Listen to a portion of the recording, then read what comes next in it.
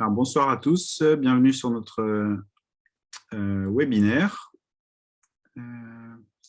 Voilà, on va démarrer dans quelques instants, le temps d'accueillir un petit peu tout le monde, que chacun ait le temps de se connecter. On est déjà une vingtaine à être ensemble là.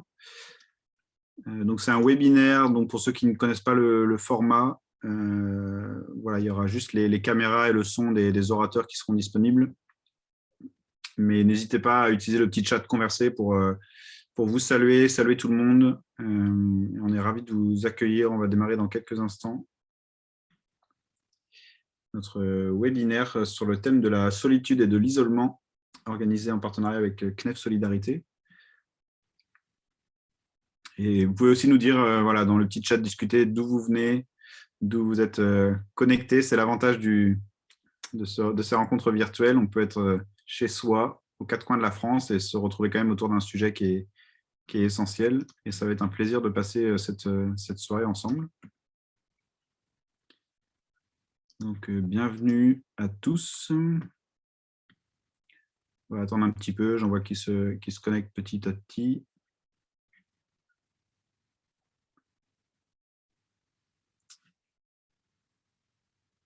Hop, 20 h, c'est bien. On commence à être plus d'une vingtaine ensemble.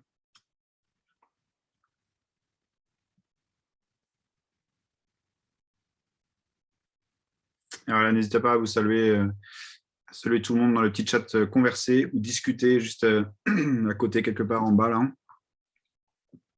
Et bonsoir à tous, ravi de vous accueillir. Peut-être, donc je suis là avec ma collègue Rachel. Si tu es par là, Rachel. Oui, j'arrive. J'étais en train de saluer nos amis via le chat. Bonsoir à tous. Bonsoir à tous. Alors, comme on se salue, on peut aussi peut-être, Rachel, se présenter pour accueillir au nom du CNEF, si tu veux te présenter, Rachel. Donc, je suis Rachel Carrier, je suis donc permanente au CNEF et donc j'ai en charge la coordination du service territoire et développement. Voilà. Super. Alors, tu es connectée d'où, Rachel? Alors, dans les Yvelines. Excellent. Je vois qu'on est plusieurs des Yvelines. Bonsoir dans les Yvelines, alors. Voilà, mais bon, je Yves aussi qui est des tous Yvelines. nos amis qui nous ont rejoints. Pour ma part, je m'appelle Romain Chouanet, je suis directeur de la communication du CNEF. Je suis connecté depuis Angers, où j'habite. Voilà, je ne sais pas s'il y en a d'autres qui sont dans on va dire dans le Grand Ouest, pour essayer d'avoir quelques personnes, parce que si je dis Maine-et-Loire, j'ai des doutes. Bon, en tout cas, il y a le Sud-Est, il y a Grasse, ça c'est plutôt sympa. Alors, Trévoux, je ne sais pas où c'est, mais voilà, j'ai vu qu'il y avait Grenoble, Clermont-Ferrand, Montpellier. Excellent. Voilà, donc bienvenue à tous. Je pense qu'on va pas tarder à démarrer. Peut-être avant de démarrer, un petit point sur la technique. Ouais. Pendant que vous pouvez continuer, vous saluer en mettant à tout le monde dans le petit chat conversé. Dites-nous d'où vous êtes connectés. Mais là, c'est un webinaire. Donc, c'est pour ceux qui ne connaissent pas trop ce format Zoom, il y aura uniquement la caméra et le son des orateurs qu'on accueillera dans un instant, dans 2 minutes. Et en tant que participant, voilà, vous avez surtout le petit chat conversé où on peut se saluer là les uns les autres. Et n'hésitez pas à nous faire des réactions sur la forme. Et par contre, si vous avez des questions sur le fond, sur le sujet qui nous intéresse ce soir, la solitude, l'isolement, sur les interventions des orateurs, voilà, des questions de contenu, de fond, utilisez le petit module Q&R. Alors, vous devez avoir quelque part la petite option Q&R, questions et réponses. Et là, vous pouvez poser des questions sur le fond, sur le contenu. Et avec Rachel, on sera attentif et on les reposera à nos invités de ce soir en marquant des petits temps de pause par moment. Donc, n'hésitez pas. Le but ce soir, c'est avec vous d'approfondir le sujet, d'aller au bout des choses, peut-être de répondre aux questions avec lesquelles vous venez déjà ou celles qui seront suscitées par les interventions des uns et des autres. Donc, voilà, n'hésitez pas surtout on veut prendre le temps de se poser les bonnes questions, de discerner les enjeux de ces sujets-là. Donc, vos questions seront les bienvenues dans le petit module Q&R. Une autre information, vous voyez peut-être en haut quelque part que c'est enregistré. Et ce ne sera pas diffusé publiquement, mais pour ceux qui n'ont pas pu se connecter avec nous, on leur propose le replay. Et on vous donnera aussi le PowerPoint, le format PowerPoint des orateurs. Et souvent, on met un petit résumé après sur notre site internet pour ceux qui n'ont pas pu s'inscrire à ce webinaire. Donc voilà, vous aurez les matériaux. Maintenant, sentez-vous libre de prendre des notes aussi pendant ce temps-là. On est une trentaine connectés ensemble. Donc je pense que c'est bien. On va pouvoir démarrer petit à petit. OK. Donc on commence? Oui, c'est parti. Donc on va attendre que Luc et puis René. Alors, Luc et René. Voilà, ils nous rejoignent. Donc, voilà, bonsoir il y a René, on voit son nom, mais je ne sais pas s'il peut. Bon, Il va arriver. active ta caméra, René. Bonsoir à tous. Bonsoir Luc. Bonsoir Luc, bonsoir. Alors, c'est Frédéric. Et bonsoir René. Guillaume. Ah, mais comme tu as mis en majuscule, tu m'as perdu. Voilà. Ah ouais, non. Mais c'est même mal écrit, en fait. Je suis désolé, mais je pense que la personne qui m'a invité fait une petite erreur, mais bon. Ça avec un C. Ouais, c'est ça, mais c'est bien Guillaume le prénom, en tout cas. Bon, en tout cas, ça nous fait grand plaisir de vous avoir ce soir avec nous. Alors, je vais simplement réexpliquer un petit peu le contexte de toute notre série de la parole et des actes. Et là, en fait, c'est le dernier acte, acte 4, webinaire 4, pour clôturer cette année 2021, parce qu'on a commencé à faire toute une série depuis mai. Donc, de la parole aux actes, des actions vers la société. Alors, le premier, c'était comment l'Église peut participer à la sortie de crise. On avait fait aussi un focus sur l'entrepreneuriat social et solidaire. Donc, ça, c'était Luc qui s'était chargé à lui tout seul d'aborder ces deux thématiques. Et puis, une troisième thématique qu'on avait abordée là à plusieurs voix, avec le partenariat aussi avec le CEL, puisque toute cette série de webinaires est en partenariat avec le CNEF Solidarité, mais il y a le CEL qui est venu se greffer sur le thème de la générosité, avec l'apport théologique et très approfondi de Daniel Lillon, qu'on était ravis d'avoir avec nous la dernière fois. Et là, on a choisi un thème, alors malheureusement, qui est d'actualité. C'est la question, la thématique de la solitude et de l'isolement. Et d'ailleurs, dernièrement, il y a quelques jours, la Fondation de France a fait paraître les chiffres pour l'année 2021 sur la solitude. Et c'est quand même assez inquiétant, puisqu'il y a 24% de la population française qui se considère comme étant seule ou isolée. Et ça a fait un bond de 10 points par rapport à 2020 en un an. 24%. Ouais, vous pouvez les trouver sur le site de la Fondation de France. Je vous le mettrai dans le chat. Mais bon, voilà, en tous les cas, ça montre que vraiment, c'est un sujet plus que d'actualité. Et curieusement, c'est un sujet quand même, je trouve, qui est très peu abordé dans nos milieux. Et même de manière générale, même si ça fait une petite couverture médiatique, mais c'est quand même très, très peu relayé quand même. Je vois au niveau, notamment à la télévision, voilà, ça a été surtout relayé dans la presse écrite. Donc voilà, on va faire vraiment, on va parler de cette thématique-là. Et donc, on a des invités voilà, qui se sont penchés sur le sujet. Alors, la soirée va se découper en deux parties. Une première partie où on va aborder plutôt la question de la solitude et de l'isolement sur l'aspect un peu général et des chiffres et avec une approche biblique. Et à la fin de cette première partie, donc, nos participants, vous aurez la possibilité de poser vos questions dans le module QR et on les relèguera, Romain et moi, comme il vous l'a expliqué, auprès de nos invités. Et la deuxième partie, ça sera un petit peu plus du concret et du pratico-pratique, c'est-à-dire concrètement comment l'Église peut lutter contre la solitude et l'isolement. Et donc là, on aura aussi, après cette partie 2, un temps de questions-réponses pour nos intervenants. Voilà, je pense que j'ai été à peu près complète. Alors, je vais laisser nos invités se présenter. Donc, on va commencer par René pour que tu te présentes. Après, il y aura Guillaume et puis Luc, je te laisserai terminer par ta présentation. Ouais, alors, vas-y René, présente-toi. Bonsoir tout le monde, je m'appelle René Sanchez, je suis pasteur des Assemblées de Dieu, je suis aussi vice-président de CNEF Solidarité. Au cours de mon ministère, j'ai eu l'occasion d'être pendant 18 ans directeur d'EHPAD et je suis aussi aumônier en EHPAD, visiteur de prison, accessoirement assesseur auprès du tribunal pour enfants du Mans.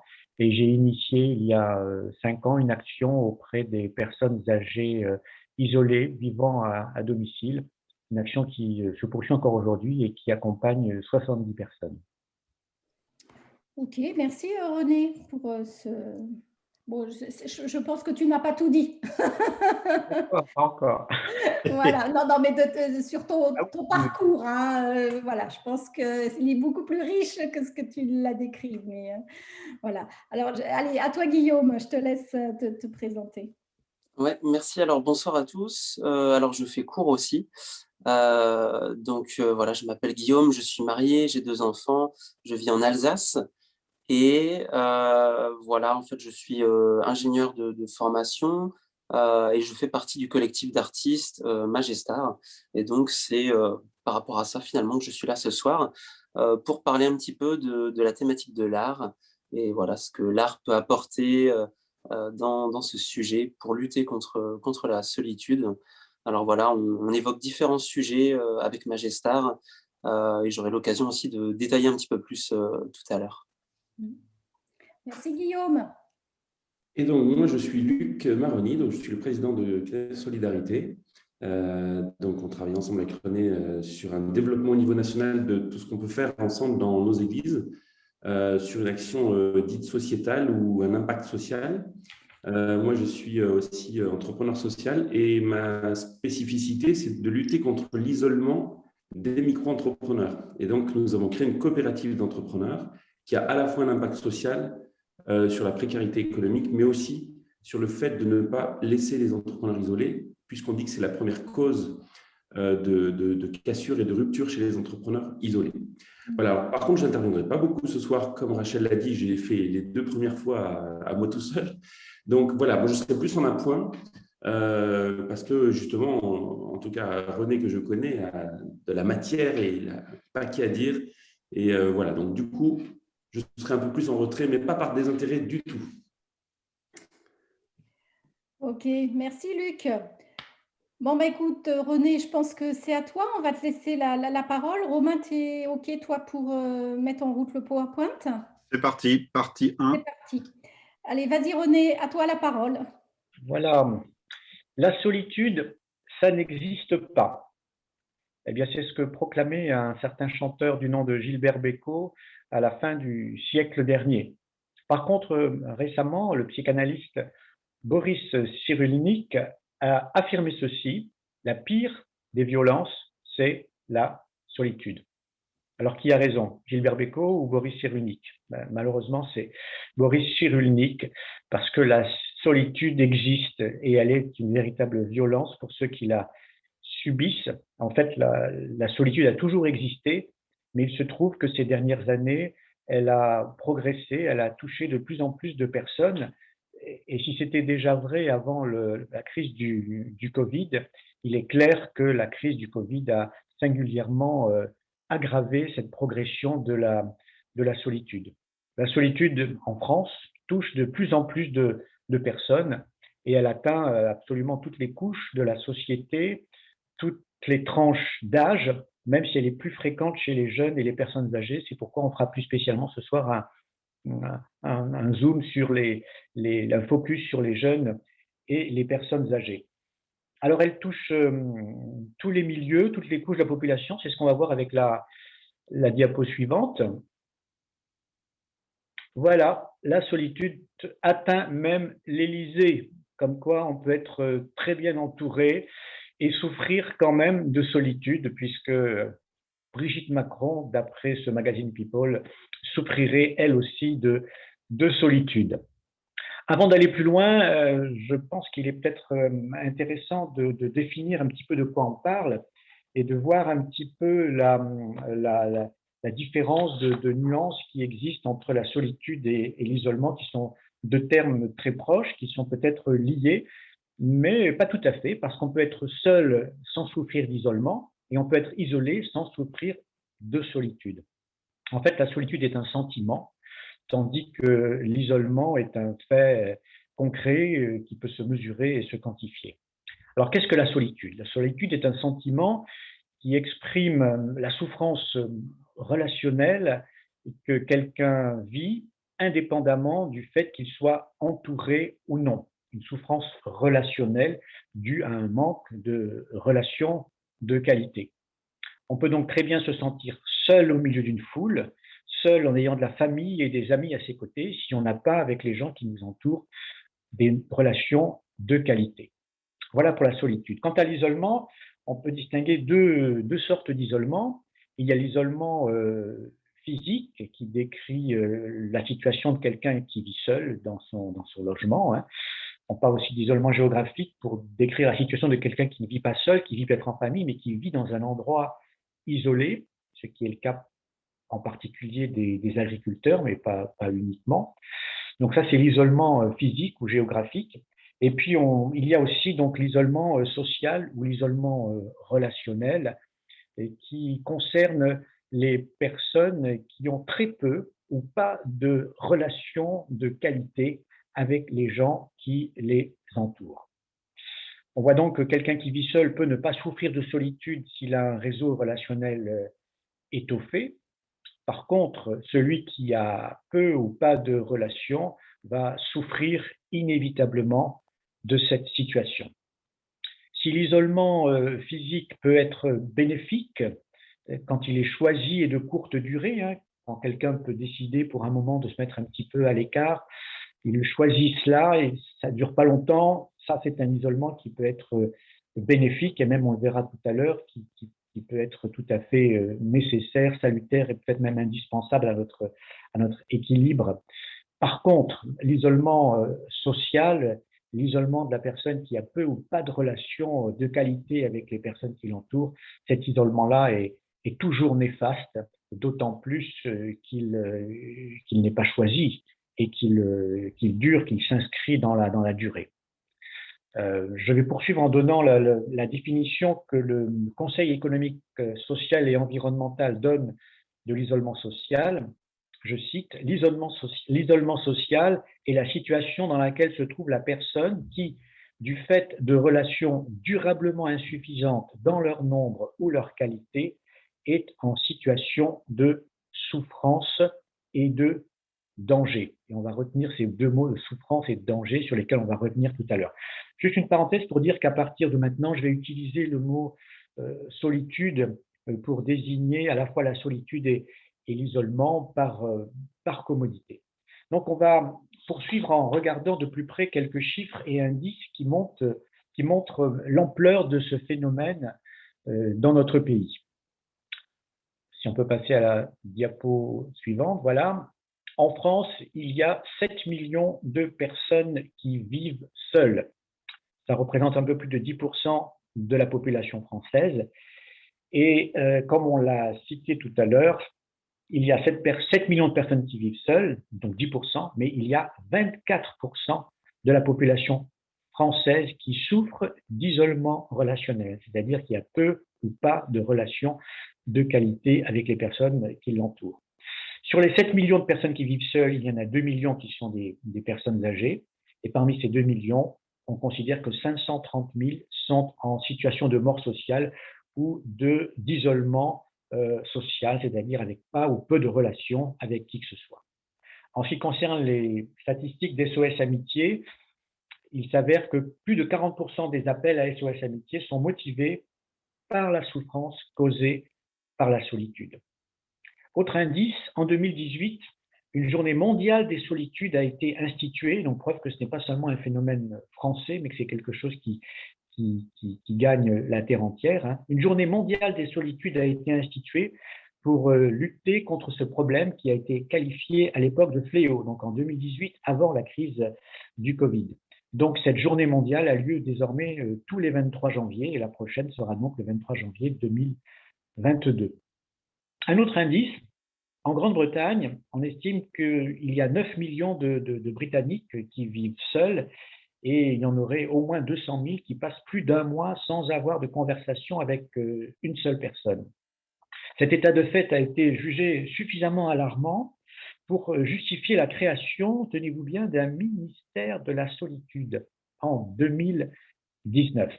Alors, on pourrait penser que ça, c'est une particularité un petit peu spéciale, puisque les Britanniques nous habituent à être un petit peu toujours des originaux. Eh bien, pas tout à fait, parce que si l'Angleterre, si la Grande-Bretagne vient de créer un ministère de la Solitude, eh bien, le Japon lui a emboîté le pas. Et en février 2021, le Japon a aussi créé un ministère de la Solitude.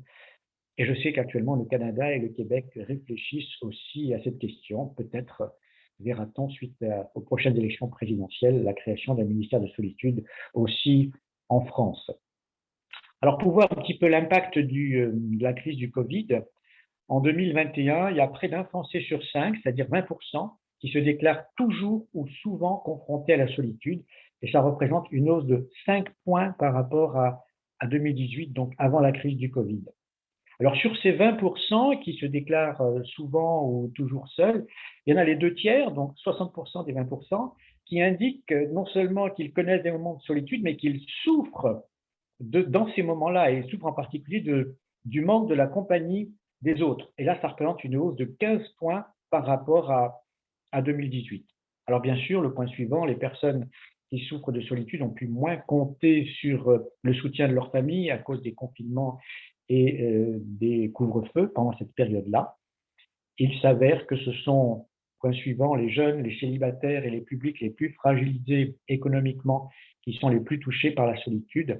Et enfin, les personnes qui se sentent seules se déclarent plus malheureuses et plus enclines à utiliser des médicaments psychotropes, ce qui nous conduit à voir maintenant les conséquences particulièrement dramatiques de la solitude.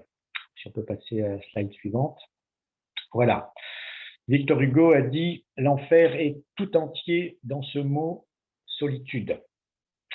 Je pourrais aussi citer Alfred de Musset qui a dit « Rien ne ressemble tant au malheur que la solitude ». Effectivement, la solitude a plusieurs conséquences néfastes, négatives.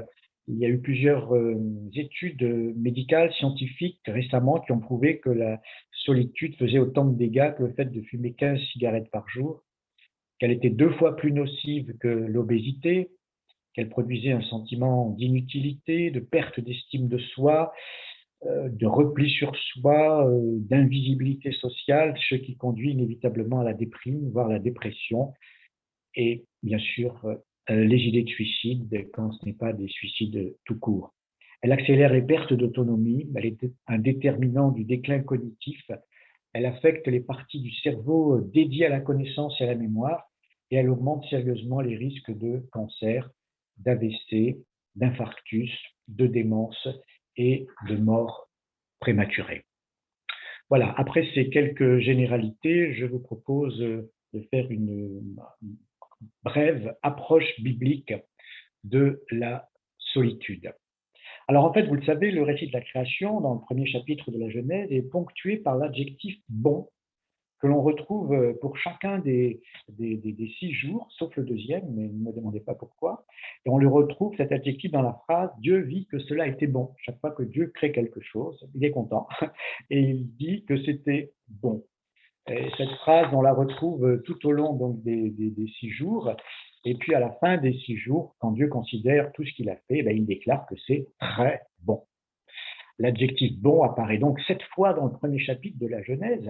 Et après ce concert de bon, on est surpris de voir apparaître au chapitre 2 de la Genèse l'adjectif « bon » qui n'apparaît qu'une seule fois, mais qui cette fois est précédé de l'adverbe « pas »,« pas bon ».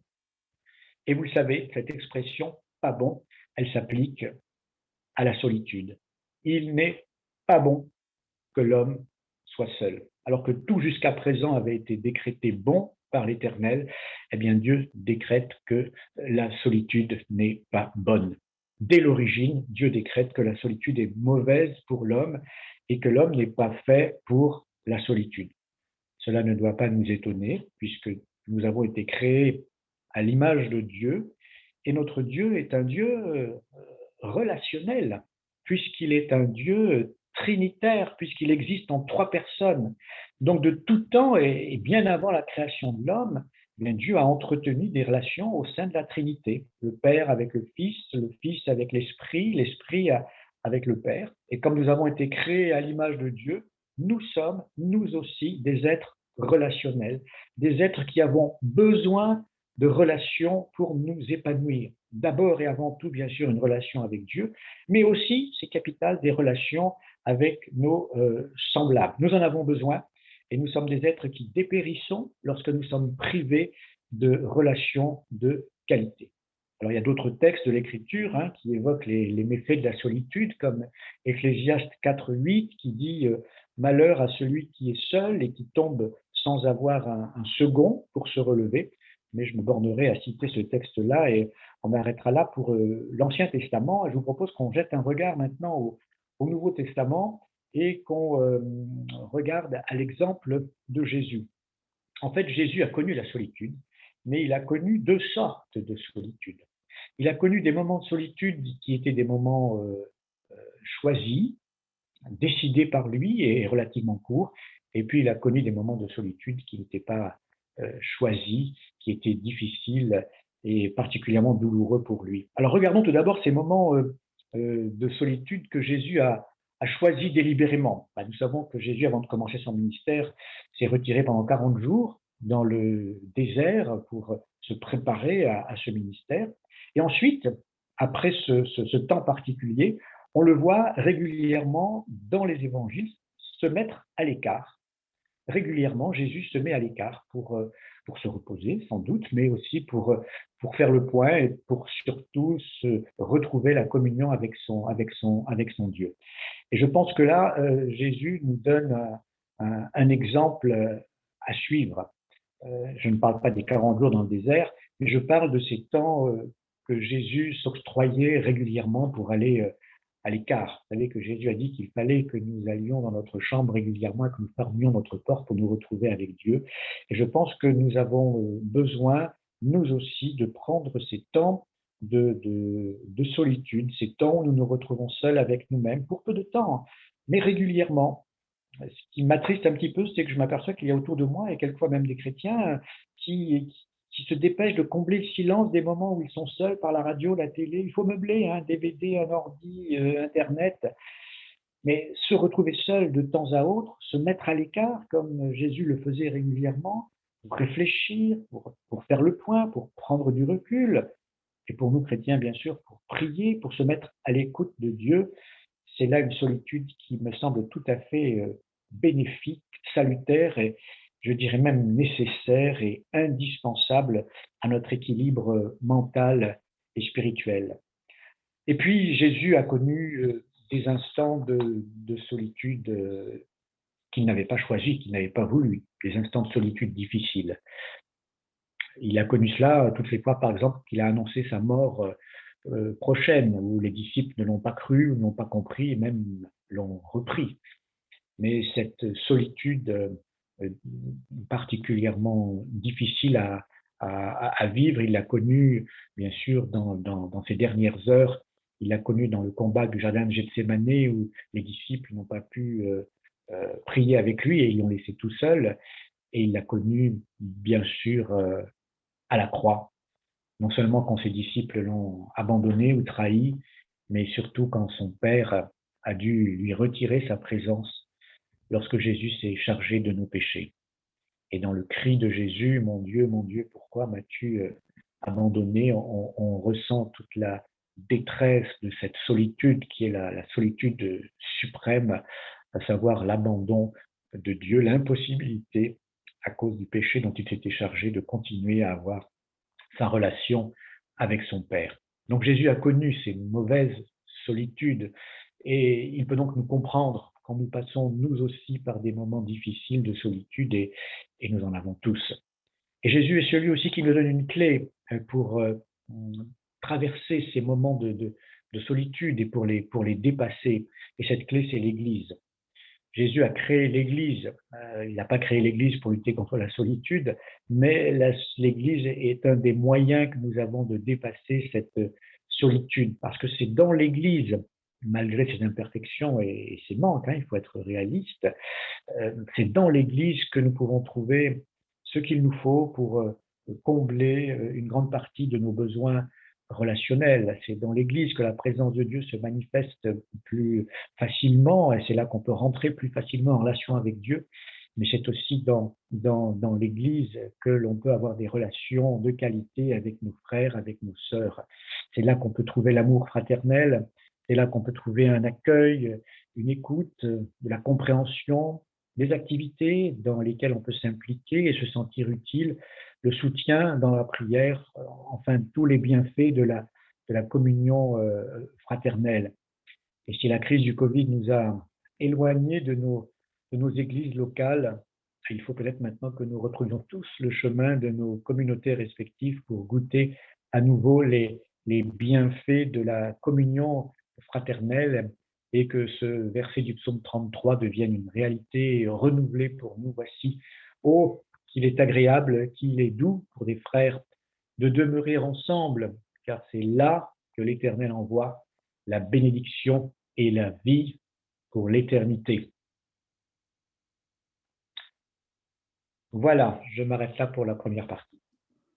Merci René pour toutes ces généralités, puis pour cette approche biblique pertinente et qui nous touche au cœur, quand voilà. Jésus a connu ça aussi. Alors j'invite les participants, si vous avez des questions, à les formuler dans le module QIR. Alors moi je vais vous poser une question à tous les trois, René, Luc et puis Guillaume. Voilà, je parle voilà, comme si j'étais aussi participante, mais je me dis, on vit dans une société hyper connectée.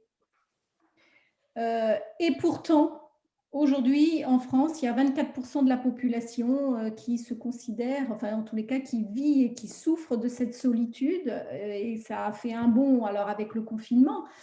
Mais alors, c'est quand même assez paradoxal en fait. Et comment ça s'explique en fait? Bon, je ne sais pas si vous avez la réponse, mais qu'est-ce que vous pourriez nous dire par rapport à ça? Parce que moi ça m'interpelle quand même, cette société où voilà, on peut communiquer facilement les uns avec les autres, et pourtant, il y a quand même 24% de la population qui se dit souffrir de la solitude. Oui, alors, on a surtout besoin de réel et pas de virtuel, et que rien ne remplace le présentiel. C'est vrai pour les cultes, bien sûr. Un culte en visio, c'est sûr que c'est bien quand il y a le confinement, mais il n'y a pas toute la chaleur humaine, il n'y a pas tout le contact, il n'y a pas tout ce qui peut se passer quand on est réellement présent les uns avec les autres. Et puis dans la relation, il peut y avoir tellement de choses, il peut y avoir des gestes, on peut mettre une main sur l'épaule, on peut faire une caresse, on peut se serrer dans les bras, on a besoin de ce contact humain, on a besoin de toute cette chaleur qui n'existe pas dans le virtuel. Pour moi, c'est une des raisons. Alors, ouais, mais pour les jeunes, le virtuel et le réel, c'est leur réalité à eux. Alors, je ne sais pas, Guillaume, tu voulais intervenir par rapport à la question que j'ai posée. Ouais, je suis d'accord avec René. Je pense que aussi dans sa présentation, il donnait aussi peut-être une piste de réponse dans le sens où il dissociait la quantité et la qualité des relations finalement. Et donc je pense que ouais, il y a peut-être on est plus sur le quantitatif peut-être. Virtuellement, on peut plus souvent s'appeler, surtout si on a des personnes qui sont à distance. On ne doit pas attendre une fois l'an pour aller les voir peut-être. Mais au niveau qualitatif, c'est peut-être pas la même chose. Enfin, j'en suis même persuadé finalement parce que je me dis qui est-ce qui voudrait passer Noël en visioconférence avec sa famille plutôt que de le faire voilà, en présentiel. Donc, je pense qu'on pourrait détailler pourquoi la qualité est toute différente, mais je pense qu'on est à peu près tous d'accord là-dessus que c'est pas la même chose. Ouais.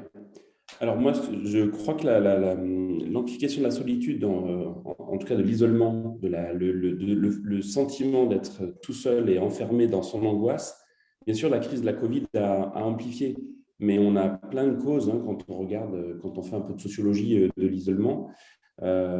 L'urbanisation à outrance isole les gens au milieu de la foule, on se sent stressé, angoissé, on est surbooké dans notre agenda, on est toujours collé sur nos téléphones ou nos montres pour regarder l'heure. Il y a cette tension-là qui nous recroqueville sur nous-mêmes. Et alors après, si on rajoute une surmédiatisation, une surinformation, on dit qu'elle est aussi une cause de l'isolement mental, social, etc. Et après, donc, on peut avoir des réflexes de se tourner vers les séries télé, les jeux, tout ce qui est réseaux sociaux, qui peut donner un sentiment de chaleur humaine et qui en fait est fake. Et du coup, la crise arrivant, alors moi je côtoie des psychologues en tout cas qui disent ça, et on le dit aussi à l'université, puisque je côtoie des étudiants qui sont vraiment dans cette souffrance-là, c'est qu'en fait c'est comme si ça surjoue, la crise a surjoué ce sentiment et cette crainte, et l'angoisse, l'anxiété, bien sûr, font un repli sur soi plutôt que d'aller chercher les autres. C'est effarant de voir des étudiants complètement isolés dans leur chambre alors qu'ils sont dans un bâtiment à plusieurs étages où ils sont à plusieurs par palier. C'est assez impressionnant. Moi, je visite régulièrement un à Villeneuve-d'Ascq, pas très loin de chez moi, et on voit des étudiants qui rentrent de leurs études, vont tout de suite dans leur chambre et ne parlent à personne. Ils téléphonent à leurs parents, mais voilà, c'est encore du virtuel, comme le disait René, ou en tout cas de la distance. C'est pas du présentiel, c'est pas du physique. Enfin, je pense qu'il y a plein de causes qu'on ne maîtrise pas et il faudrait beaucoup de temps pour parler des causes de l'isolement et de pourquoi ça a pris 10 points en un an. Et peut-être si je peux aussi rebondir sur ce que tu disais, Luc, je pense aussi peut-être qu'il y a un peu cette notion de confort finalement. Il y a un certain confort peut-être à pas aller vers l'autre, mais à lui téléphoner ou à lui envoyer un WhatsApp. Il y a aussi un certain confort à regarder des séries. Je dis pas du tout que c'est bien ou pas bien, mais c'est clair qu'on peut remplir le vide de manière assez facile. Et du coup, est-ce que ça laisse la place à des vrais contacts? Est-ce que ça pousse à aller rencontrer l'autre, quoi?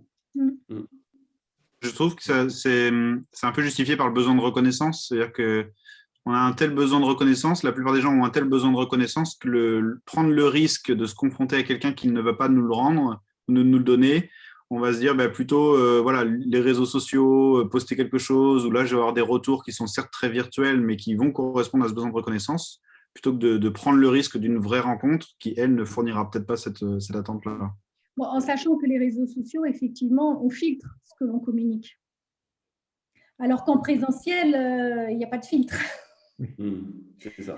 On se montre, enfin, les gens vont nous percevoir tels que nous sommes, même si nous, on ne se perçoit pas de la même manière. Mais sur les réseaux sociaux, on donne une image qui n'est pas toujours la nôtre, en fait. Donc, il y a le décalage. Alors, si je comprends bien, en fait, un peu dans ce que j'entends, moi, c'est que j'ai un peu l'impression que malgré qu'on vive quand même assez proches les uns des autres, on a quand même cette fragilité relationnelle d'aller vers l'autre, cette fragilité qui fait qu'on a peur un petit peu de sortir de notre zone de confort. Alors bon, je vois qu'il y a des petites réactions là qui commencent à arriver. Donc il y a Michael qui dit « L'enfer n'est-il pas aussi chez les autres? La déception n'est-elle pas trop fréquente pour forcer à la solitude ?» Et il y a Yves qui dit « On a le sentiment que la relation est de plus en plus difficile. » Alors, je ne sais pas quel est un petit peu votre…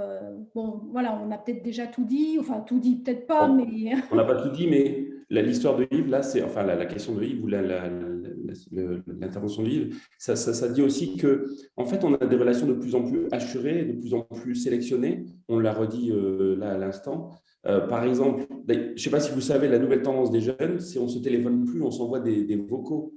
Donc, on envoie un message qu'on enregistre, très court, bam, on envoie, l'autre l'écoute, bam, il répond. Et du coup, il y a une relation encore plus spéciale, particulière. Et j'écoutais un sociologue qui parle pas mal sur le fait que la société est de plus en plus assurée. C'est cette question de dire finalement, on l'a dit là, on s'installe dans un confort relationnel, on ne s'expose pas trop parce qu'on a peur en fait du retour, du recul de l'autre personne. En envoyant un vocal et que l'autre nous répond par un vocal, il n'y a pas de risque. Et on a un sentiment qu'il y a une relation, sauf que le vide qui s'installe après est encore plus violent. Et c'est presque un cercle vicieux, quoi. Et donc, on a peur de l'autre, finalement. Oui, mais ça devient presque factice, en fait. Oui. Alors, il y a Sandrine qui dit on a peur d'être dans une relation authentique. Effectivement, il y a cette question de l'authenticité, là, Je pense aussi que dans le relationnel, il n'y a pas que la parole. Je parle d'expérience qu'on a vécue en maison de retraite où pendant tout un temps, les résidents n'avaient plus de famille, n'avaient plus de visites de famille et ils avaient des visios avec Skype ou autre chose pour voir leurs enfants, leurs petits-enfants. Mais c'est pas du tout pareil parce on peut pas embrasser, on peut pas toucher, on peut pas se serrer dans les bras. Et ça fait partie intégrante de la relation aussi. Vous savez très bien que les enfants africains se développent beaucoup plus vite au début que les enfants européens parce qu'ils ont le contact de peau à peau avec la maman. Alors après, ils perdent leur avance parce que à cause du manque nutritionnel, etc. Mais on sait que le contact charnel, hein, le fait de se prendre dans les bras, de s'embrasser, de se serrer les mains, toutes ces choses-là, ça fait partie de la relation. Et dans le virtuel, bien sûr, il n'y a pas tout ça. Ok, bah écoutez les amis, je vois que bon, il n'y a pour le moment pas d'autres interactions ou de questions-réponses pour cette partie 1. Je propose qu'on passe à la partie 2. Et là, on va rentrer un petit peu plus dans le concret, notamment sur la question de l'Église. Quel est son rôle justement pour lutter, voilà, ou quelles actions pour lutter contre l'isolement? Alors, on va laisser la parole d'abord à Guillaume, et puis après, ça sera René, et puis Luc, si tu voudras interagir, hein, voilà, n'hésite pas. On va laisser Guillaume nous présenter un petit peu toutes les réflexions et tout le travail que Magestar a mis en place. Vas-y, je te laisse la parole, Guillaume. Merci. Oui, donc voilà, je me suis un petit peu introduit et je vais aussi introduire donc Magestar. Donc voilà, c'est un collectif d'artistes. On est pour la majorité chrétien. Et finalement, voilà, on essaie de collaborer aussi en dehors du cercle chrétien, mais c'est clair que c'est ça qui nous unit, c'est la foi qui nous unit et l'art. Et finalement, on essaye finalement d'être des artistes engagés. On essaye de faire du bien finalement avec l'art. Et voilà, c'est ça la démarche finalement. On a beaucoup réfléchi à un thème qui serait pertinent. Et donc, voilà, on a essayé de chercher un thème qui n'était pas non plus trop clivant, mais qui allait faire du bien, même si c'est un thème qui est difficile, qui est triste. En tant que tel, voilà, on a envie de faciliter peut-être un petit peu le dialogue, de sensibiliser. Et voilà, je voudrais vous présenter un petit peu, du coup, quelle a été notre vision et puis qu'est-ce qu'on a développé un petit peu pour aller dans ce sens. Alors, volontiers pour la slide, ouais, nickel. Alors, on est parti de 2 constats. Le premier, la solitude touche des personnes très différentes, que ce soit au niveau milieu social, au niveau âge. Alors, ça a déjà été amené par René, mais voilà, je recite ça malgré tout.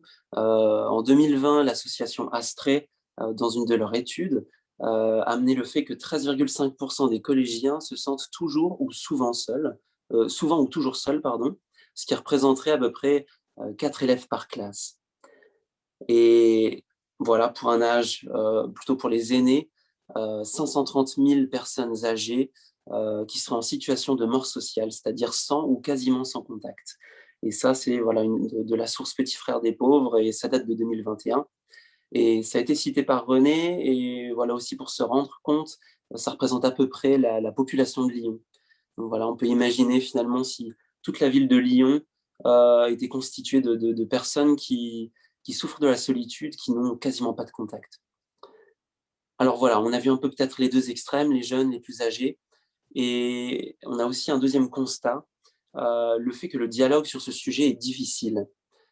Toujours Astrée, dans leur étude de 2020, a sorti le fait que 2 tiers des Français n'osent pas parler de leur solitude. Donc finalement, en France, parmi les personnes qui souffrent de la solitude, 2 tiers d'entre elles n'osent pas parler de leur souffrance. Et je pense que c'est très grave parce que finalement, quand on vit une souffrance, quand on a une certaine quelque chose, une problématique, c'est vrai que on a besoin de se tourner vers les autres. Et si finalement le dialogue n'est pas là, si on n'a pas la possibilité ou l'envie d'en parler, on peut imaginer le problème que c'est. Alors voilà, on voit pour nous une réponse. Alors c'est pas une seule réponse, mais c'est une réponse parmi tant d'autres. Nous, notre réponse, c'est l'art pour atteindre des personnes différentes. On pense en fait que l'art, c'est vraiment un bon complément, par exemple à des conférences, par exemple à tout ce qui peut nous apprendre un petit peu, qu'est-ce que la solitude, comment lutter contre, voilà, par exemple ce qu'a présenté René. On pense que l'art peut peut-être, en complément, générer une réaction émotionnelle lorsque parfois les mots et les chiffres, ne touchent pas. Par exemple aussi tout ce qui est communiqué, par les associations, ces chiffres-là que je viens de citer, ben, ça parle, c'est choquant, mais en même temps, ça reste des chiffres. Et donc voilà, on a envie aussi avec l'art de toucher aux autres sens, pour voilà, sensibiliser déjà dans un premier temps sur ce sujet. Et on pense aussi que c'est pertinent, ce qu'on fait finalement, parce que voilà, on est un collectif d'artistes, et il y a toute une diversité dans ce collectif, ce qui veut dire qu'on a déjà une certaine diversité de regards sur la solitude. Donc finalement, quand on s'exprime, via des œuvres d'art, voilà, on est plus d'une dizaine d'artistes, de milieux différents, on a vécu des choses différentes, on a été dans des régions différentes, on vit aujourd'hui dans des cadres différents, on a des jobs différents et finalement, voilà, ça peut permettre aussi, d'apporter une certaine diversité de regards. On ne parle pas ici d'un seul artiste qui, ferait son exposition, sur le sujet. Ici, la diversité permet aussi peut-être, d'englober, une certaine, globalité voilà, une certaine diversité de points de vue, et puis ça va être beaucoup plus accessible finalement. Et voilà, ben, comme je l'ai dit, l'art est peut-être aussi moins frontal qu'une conférence, donc voilà, à l'entendre comme un complément finalement, heu, voilà pourquoi ça nous paraît pertinent. Alors on peut passer à la slide suivante. Alors donc on a eu différentes actions, différents projets, au sein de la campagne artistique Seuls ensemble. Donc Seuls ensemble, c'est le titre de la campagne artistique, qu'on a lancée, en octobre dernier. Donc Seuls ensemble, voilà, je pense que ce titre est aussi, utilisé par d'autres associations. En fait, voilà, il n'y a pas de message particulier, mais on pensait que ça résonnait plutôt bien, ce paradoxe. On peut l'imaginer de différentes manières finalement. Le fait que, voilà, pourquoi est-ce que certains sont seuls, au sein d'un groupe, le fait qu'on peut se sentir seul malgré le fait qu'on soit entouré. On peut aussi réfléchir dans le sens où peut-être, la solution se trouve peut-être dans le groupe. Voilà, beaucoup de choses qu'on peut imaginer. Et finalement, avec cette campagne artistique, Seuls ensemble, on a donc eu différents projets. Le premier, qui est un petit peu le cœur de ce qu'on fait, c'est une exposition artistique itinérante. Donc c'est quelque chose qu'on a déjà fait, on l'a déjà fait il y a un peu plus de 2 ans, sur la thématique du pardon. Où voilà, on avait lancé toute une campagne artistique où là aussi, il y avait une exposition qui a voyagé dans les églises, mais qui a aussi eu l'occasion de voyager dans des prisons pour mineurs, par exemple. Et donc, voilà, c'était vraiment un super outil parce que il faut imaginer que, ça a donné lieu à des discussions avec des détenus et aussi avec des aumôniers qui étaient chrétiens, musulmans, aussi avec des éducateurs sociaux. Donc, voilà, je pense que, on voit aussi toute la pertinence et le fait que finalement, l'art peut peut-être s'inviter dans des lieux un peu inattendus. Donc voilà, nous, on a vraiment envie, avec cet outil, que cette exposition artistique soit louée. C'est vraiment ça l'idée. Ce qu'on fait, en fait, c'est qu'on livre l'exposition, voilà, par, UPS, où ça va arriver directement chez vous. C'est des panneaux type, PVC, mais avec une impression de très bonne qualité, voilà, qui permet de vous envoyer ça sans souci, sans risque de détériorer les œuvres. Et ensuite, vous pouvez finalement, organiser peut-être une conférence avec, voilà, cette exposition à côté, peut-être simplement un temps de discussion avec cette exposition. Je pense qu'on peut même imaginer finalement proposer, cette exposition peut-être à votre mairie.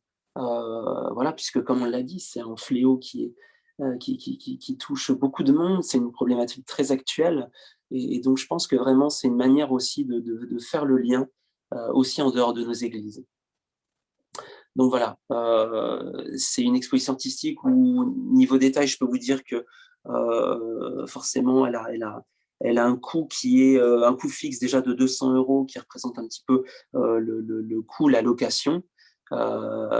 Et puis, à ça, il faut ajouter 150 € par semaine, ce qui veut dire que si vous la louez pour une semaine, ce sera 350 €. Si vous la louez pour 2 semaines, vous aurez le même coût fixe et puis toujours 150 € par semaine. Ça fera donc 500 € pour 2 semaines.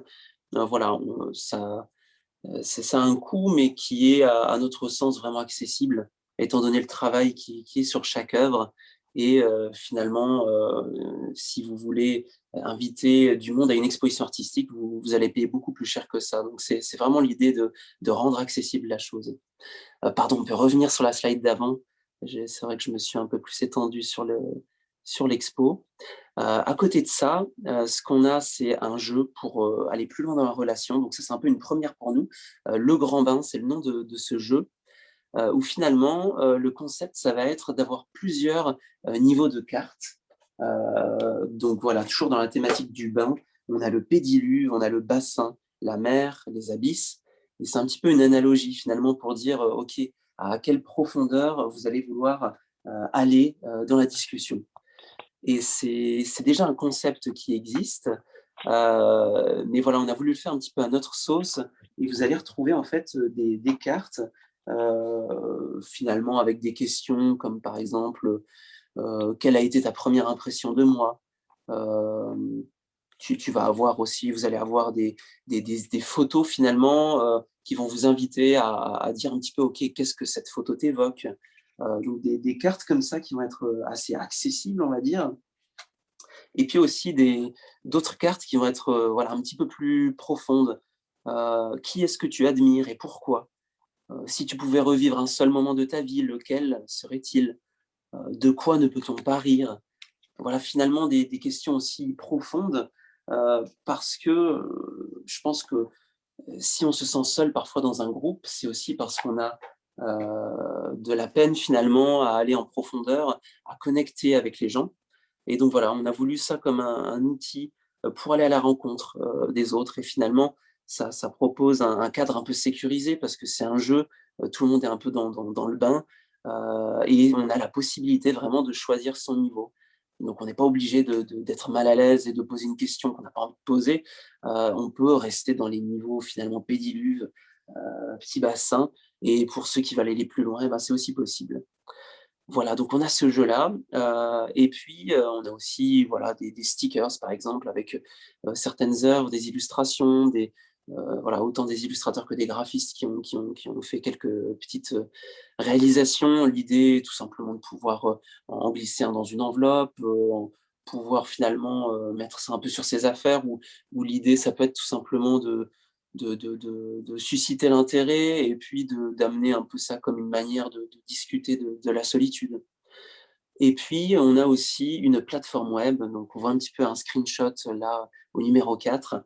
Je vous invite vraiment à aller sur, notre plateforme web. Je vois que, Romain a publié, dans le chat, l'URL, donc seulsensemble.com, où finalement, ça va être un petit peu le relais, où vous allez pouvoir, en apprendre un petit peu plus, sur cette expo, sur le jeu, sur les stickers, comment vous en procurer.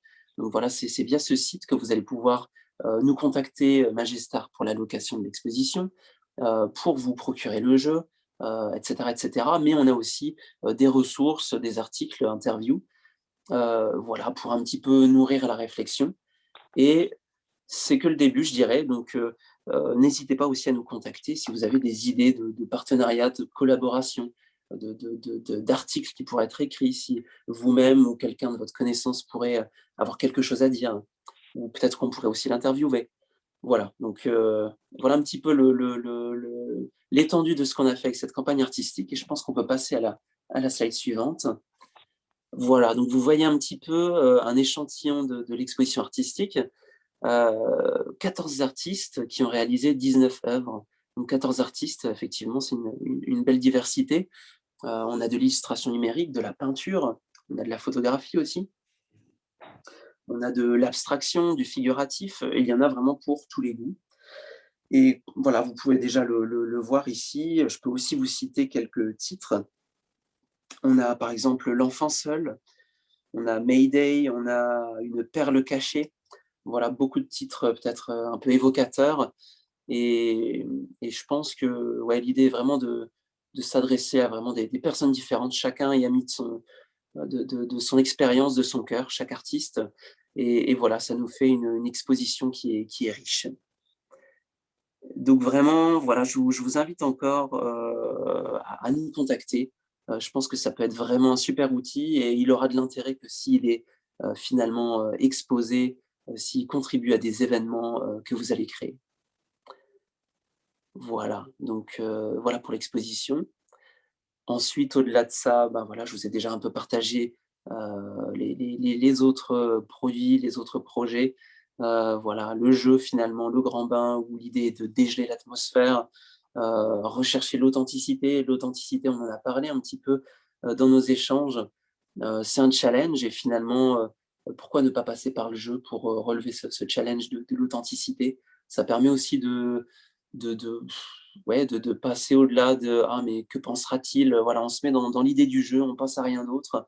On est un peu dans une bulle finalement. Voilà, après on a les stickers de la campagne, finalement des fois, il suffit de pas grand-chose pour lancer une discussion. Donc voilà, n'hésitez pas aussi, on en a des sympathiques. Pour aussi parler de ce mouvement, n'hésitez pas à faire de la pub pour, cette campagne artistique. Et voilà, les articles et interviews que vous allez pouvoir retrouver sur le site internet Seuls Ensemble. Donc on a des articles à lire, mais aussi des vidéos courtes, heu, où voilà, on sait que c'est pas toujours facile de prendre le temps, de visionner, peut-être une conférence, on peut le faire, parfois, mais c'est vrai qu'on a eu aussi envie de proposer un petit format. Voilà, donc on a en fait réalisé, des interviews avec, des personnes qui font partie d'associations, heu, finalement qui touchent de près ou de loin à la solitude. Et je vous propose, d'en visionner une maintenant. Voilà, c'est la première d'une série. Elle dure environ ouais 3-4 minutes et en l'occurrence, c'est Jean-Marc Richard, un animateur radio suisse, qui anime l'émission, La Ligne de cœur, où vraiment il invite en fait sur un créneau le soir à la radio des gens à s'exprimer de manière anonyme, et puis tous les auditeurs peuvent réagir finalement à ce qui est partagé. Et je voudrais aussi vous relever un petit peu ce que cette personne m'a dit quand je l'ai interviewé. Il m'a dit que pour lui, derrière tous les sujets qui sont évoqués par les gens qui viennent s'exprimer à la radio, lui, il discerne 2 thèmes sous-jacents, le pardon et la solitude.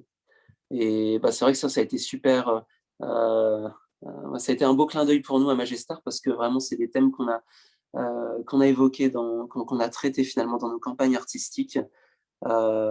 Et ça démontre encore une fois aussi du côté universel peut-être de ces thèmes et de la solitude en particulier. Donc voilà, bon visionnage.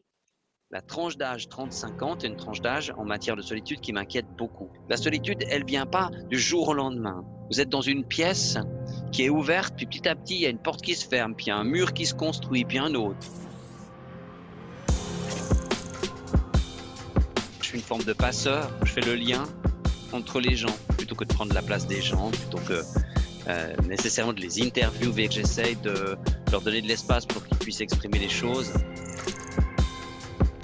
À l'origine, La Ligne de cœur, c'est une émission de radio, c'est des gens qui témoignent de ce qu'ils vivent et d'autres qui témoignent par rapport à ce que les gens ont raconté, de ce qu'ils ont vécu ou de ce qu'ils vivent aussi.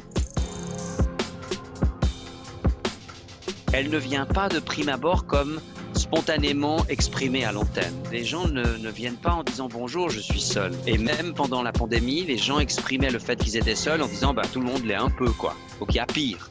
Mais ça ronge, la solitude elle ronge et on sent les gens qui reviennent parfois, qui témoignent, puis une année après reviennent, puis qui sont toujours aussi solitaires.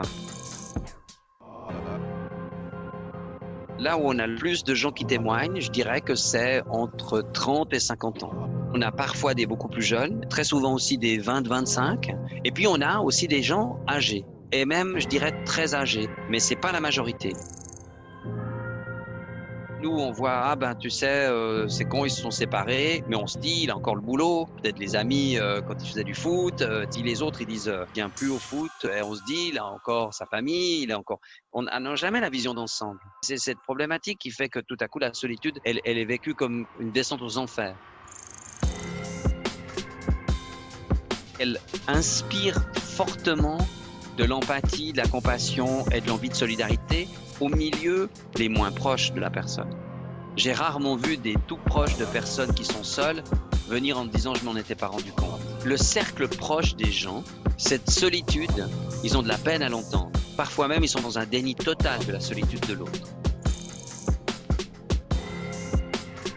Il y a toute une série de gens qui se retrouvent dans des solitudes parce qu'il y a une comorbidité que les autres personnes proches ont de la peine à accepter.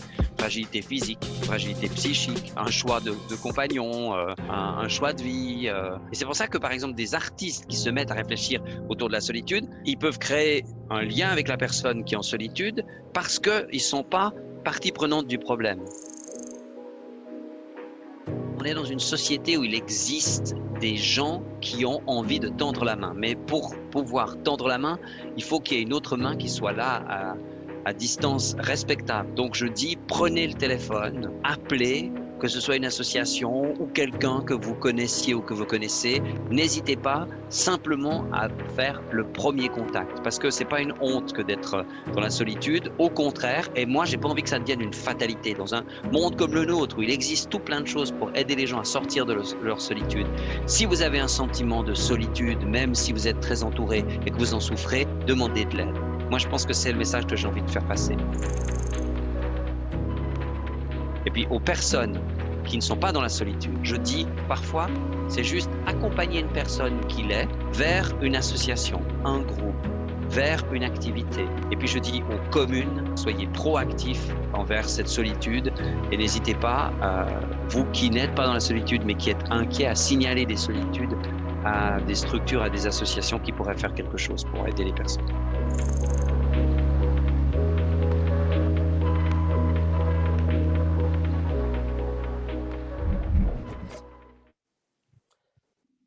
Voilà, alors j'espère que ça vous a parlé.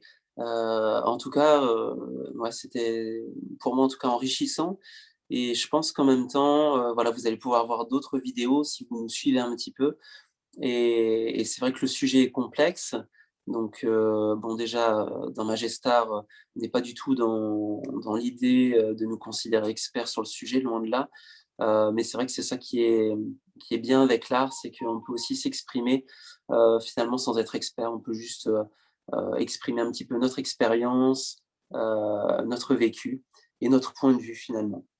Je voudrais aussi, vous dire, bah, voilà, suivez-nous, que ce soit sur les réseaux sociaux, si vous êtes sur les réseaux sociaux, que ce soit, Facebook, Instagram ou d'autres choses, vous pouvez chercher Magestar ou Seuls Ensemble, pour connecter un peu avec nous et être au courant des dernières actualités sur la campagne et aussi bien sûr, le site, seulsensemble.com ou le site de Magestar, magestar.com et vous avez ici, des adresses email pour nous contacter. Vraiment, on propose quelque chose, mais on a besoin, de vous finalement pour, faire connaître, mais aussi pour contribuer. C'est aussi ça vraiment l'idée et les outils sont là pour être utilisés. Donc il ne faut vraiment pas qu'ils restent là et on espère aussi qu'il y aura d'autres opportunités comme cette campagne sur le pardon qui a été, dans des prisons, pour mineurs.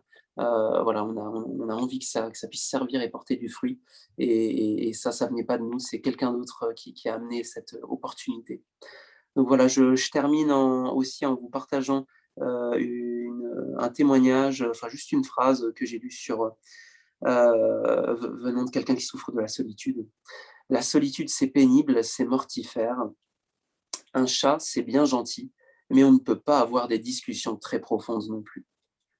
Donc voilà, je la trouvais assez percutante. Merci.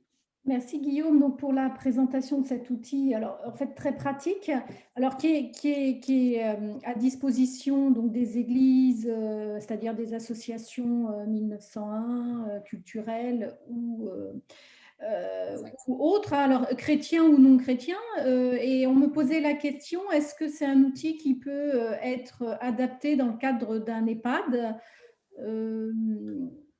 Totalement. Moi, je pense totalement. Alors, sûrement que René pourrait aussi bien s'exprimer là-dessus. Mais pour le côté, voilà, pour l'exposition en tant que telle, vraiment, je n'enfermerai pas du tout cette exposition à un public précis. C'est vrai qu'on est plus composé de jeunes, même si, bon, forcément, on prend aussi de l'âge, nous. Donc, voilà, il y a aussi une diversité d'âge, mais malgré tout, l'exposition, je pense que l'art peut vraiment parler à tous âges. On a vu des personnes qui étaient là lors du vernissage de notre exposition à Lyon, et il y avait aussi de tous les âges, et je pense que toucher aux émotions, c'est aussi quelque chose qui peut faire particulièrement du bien, et toucher particulièrement aussi dans le cadre d'un EHPAD, par exemple. Ok, ben merci Guillaume pour cette présentation de ce bel outil. Je vais laisser la parole à René, simplement pour dire à nos participants qu'une fois que René aura fini sa présentation, il y aura le temps, là aussi, des questions-réponses et des interactions dans le module QR. Mais voilà, je trouvais que la transition était intéressante avec ce que tu viens de dire, parce que tu amorces sur la question des personnes âgées. Et là, René va aborder spécifiquement justement cette question de l'isolement et de la solitude des personnes âgées. Et en Église, qu'est-ce qu'on peut faire? Quelles sont les actions qu'on peut mettre en place? Voilà, René, je te laisse la parole. Oui, merci. Oui, vous le savez, c'est la canicule de 2003 qui a fait plus de 15 000 morts parmi la population âgée en France, qui a commencé à mettre en lumière ce problème de la solitude des seniors. Hein. Comme le disait tout à l'heure notre ami, la solitude, c'est un problème grave, mais pourtant on n'en parle pas beaucoup. Avec la canicule, on a commencé à en parler. Et c'est vrai que ça a provoqué un tel choc que bien des initiatives ont été prises pour éviter qu'une telle hécatombe ne se reproduisent. Par exemple, la plupart des mairies ont créé un système d'appel téléphonique systématique des personnes âgées isolées qui ont d'abord été repérées. Et ces personnes sont appelées régulièrement en période de canicule. Et c'est un système qui a également fonctionné, qui a été réactivé en période de confinement. Vous le savez peut-être, la secrétaire d'État aux personnes âgées de l'époque, Michèle Delaunay, a été à l'origine d'un mouvement qui a été créé à ce moment-là, qui s'appelle la Mobilisation nationale de lutte contre l'isolement social des âgés. Et lorsqu'on prend les initiales de cette mobilisation, ça fait Mona Lisa, hein, pour qu'on puisse s'en souvenir facilement. Et ce mouvement a des antennes dans presque tous les départements. Et ces antennes mènent des actions concrètes auprès des personnes âgées isolées grâce à la mobilisation de bénévoles dont vous pouvez faire partie, hein, si ça vous intéresse. Hein, vous cliquez sur Internet Mona Lisa avec votre département et vous verrez quelles sont les actions qui sont menées près de chez vous et comment vous pouvez vous engager dans ces actions. Donc, ce mouvement mobilise des bénévoles et ce mouvement bénéficie aussi de fonds financiers, donc des aides de la CNSA, la Caisse nationale de la solidarité pour l'autonomie, qui peuvent financer des formations pour les bénévoles et soutenir ainsi leur action. Je signale aussi juste un petit peu à titre anecdotique que cette canicule a inspiré indirectement un volet de la loi ASV, la loi d'adaptation de la société au vieillissement, qui a été votée en décembre 2015. Et cette loi dit quelque chose d'intéressant. Elle dit qu'il faut faire de la lutte contre l'isolement social des personnes âgées un axe majeur d'implication citoyenne. L'implication citoyenne, ça veut dire que l'État compte sur les citoyens, donc sur nous, et en particulier, je pense, sur les chrétiens, pour mener ces actions. Il y a des sous qui sont là pour faire de la formation, il y a des aides qui sont apportées. Il ne manque plus que les bénévoles pour s'engager dans cette lutte contre l'isolement social des personnes âgées. Alors, je vais examiner différentes catégories de personnes sociales, de personnes âgées isolées, et on va voir comment l'Église peut y répondre à ses besoins. On va considérer la solitude des personnes âgées de l'Église parce que il y a aussi des personnes âgées isolées dans l'Église. Il y a des personnes âgées de l'Église qui vivent seules, il y a des personnes âgées de l'Église qui ne peuvent plus venir aux réunions d'Église, qui en sont privées. J'aimerais juste introduire cette partie par un verset qui m'a beaucoup interpellé. C'est un verset qu'on trouve dans la première épître de Paul à Timothée au chapitre 5 et au verset 8. Et ce verset dit ceci: « Si quelqu'un n'a pas soin des siens, il a renié la foi, il est pire qu'un infidèle. » Et lorsqu'on place ce texte dans son contexte, on s'aperçoit que les siens, ce sont les personnes âgées de sa famille et particulièrement les veuves de sa famille. Donc, si quelqu'un n'a pas soin des personnes âgées de sa famille, il a renié la foi, il est pire qu'un infidèle. C'est un verset qui est fort. Hein. Paul ne dit pas il est semblable à un infidèle, mais il est pire qu'un infidèle. Et je crois que je ne vais pas tordre le sens de l'Écriture si je dis qu'une Église qui n'a pas soin de ses personnes âgées est une Église qui a renié la foi, est une Église qui est pire qu'un rassemblement d'infidèles. Je crois que l'Église a vraiment une responsabilité auprès de ces personnes âgées, et en particulier des personnes âgées les plus fragiles et les plus isolées. Donc, j'ai quelques suggestions à faire, mais je pense que beaucoup d'églises y ont pensé avant moi.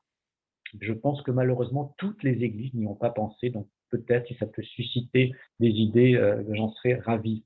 Je pense que toute église devrait créer un service de visite pour les personnes âgées seules et les personnes âgées qui ne peuvent plus venir assister aux réunions, mais un système de visite systématique, au moins une fois par mois, et si c'est possible, une fois par semaine, pour que ces personnes aient régulièrement des contacts avec des chrétiens. Je pense qu'il est important aussi de créer des réunions pour personnes âgées de l'Église, une réunion mensuelle, ça ne me semble pas être excessif, et ces réunions devraient contenir un temps spirituel, bien sûr, un temps convivial autour d'un goûter où on peut discuter, et puis une activité utile. Ça me semble aussi important, parce que les personnes âgées ont besoin de savoir qu'elles peuvent être encore utiles, et on peut mener par exemple une activité où on va confectionner des gâteaux ou faire des confitures, et ces pâtisseries pourront être vendues le dimanche au profit de la mission. Et là, les personnes âgées font quelque chose et elles se sentent utiles, et pendant qu'elles font ça, elles peuvent discuter aussi l'une avec les autres. Et je connais aussi un groupe de personnes âgées de personnes, de femmes en particulier âgées qui font de la layette pour les enfants prématurés. Je ne sais pas si vous savez, mais les enfants prématurés, les mamans des enfants prématurés ont un problème parce que dans le commerce, elles ne trouvent pas de layette adaptée à la taille de ces enfants prématurés. Et donc, ce groupe de personnes âgées a eu cette idée de confectionner, de tricoter de la layette pour ces enfants prématurés. Et régulièrement, ils vont à la maternité de leur ville pour apporter ces layettes, et bien sûr, le sourire des mamans et le fait de voir les bébés habillés avec les layettes, c'est une satisfaction extraordinaire pour ces personnes qui sentent là vraiment qu'elles ont une utilité absolument réelle. Et en plus, pendant qu'elles tricotent, elles discutent entre elles, donc il y a du lien social. Et cerise sur le gâteau, il est reconnu que l'activité de tricotage, non seulement ça fait bouger les doigts, c'est bon contre les rhumatismes, mais en plus, c'est un moyen de lutter contre la maladie d'Alzheimer. Donc, on est gagnant sur tous les tableaux. Pour les chrétiens, eh bien sûr, on peut visiter les personnes âgées dans leur domicile pour discuter, pour chanter, pour prier, pour leur lire la Bible, pour celles qui sont peut-être malvoyantes. On peut chercher à leur rendre des services, mais aussi leur demander des conseils, parce que les personnes âgées ont plein de choses aussi à partager avec nous, et il ne faut pas simplement leur donner l'impression qu'on est là pour les assister, mais qu'on peut aussi recevoir des choses de leur part. Enfin, pour les familles, une idée auquel on ne pense pas souvent, c'est qu'on peut devenir famille d'accueil pour les personnes âgées. On connaît bien les familles d'accueil pour les enfants, on connaît moins les familles d'accueil pour les personnes âgées. Donc, c'est un véritable métier et qui est rémunéré par le conseil départemental qui peut former les familles qui veulent devenir familles d'accueil et qui veulent accueillir chez elles une, deux ou trois personnes âgées isolées. On va passer maintenant à l'autre slide. Donc, les personnes âgées de notre voisinage. Je pense que si on veut ouvrir les yeux, on va tous s'apercevoir que autour de nous, on a des personnes âgées qui vivent, et certaines sont peut-être isolées. Donc, pour les églises, ce qu'on peut faire, c'est créer des activités pour ces personnes âgées isolées. Donc, c'est ce que j'ai fait depuis il y a 5 ans. Donc, j'ai créé une activité pour les personnes âgées isolées vivant au domicile. Hein, et on propose à ces personnes âgées un repas par mois, suivi d'actions culturelles ou d'actions de prévention ou d'activités récréatives. On propose aussi une sortie par mois.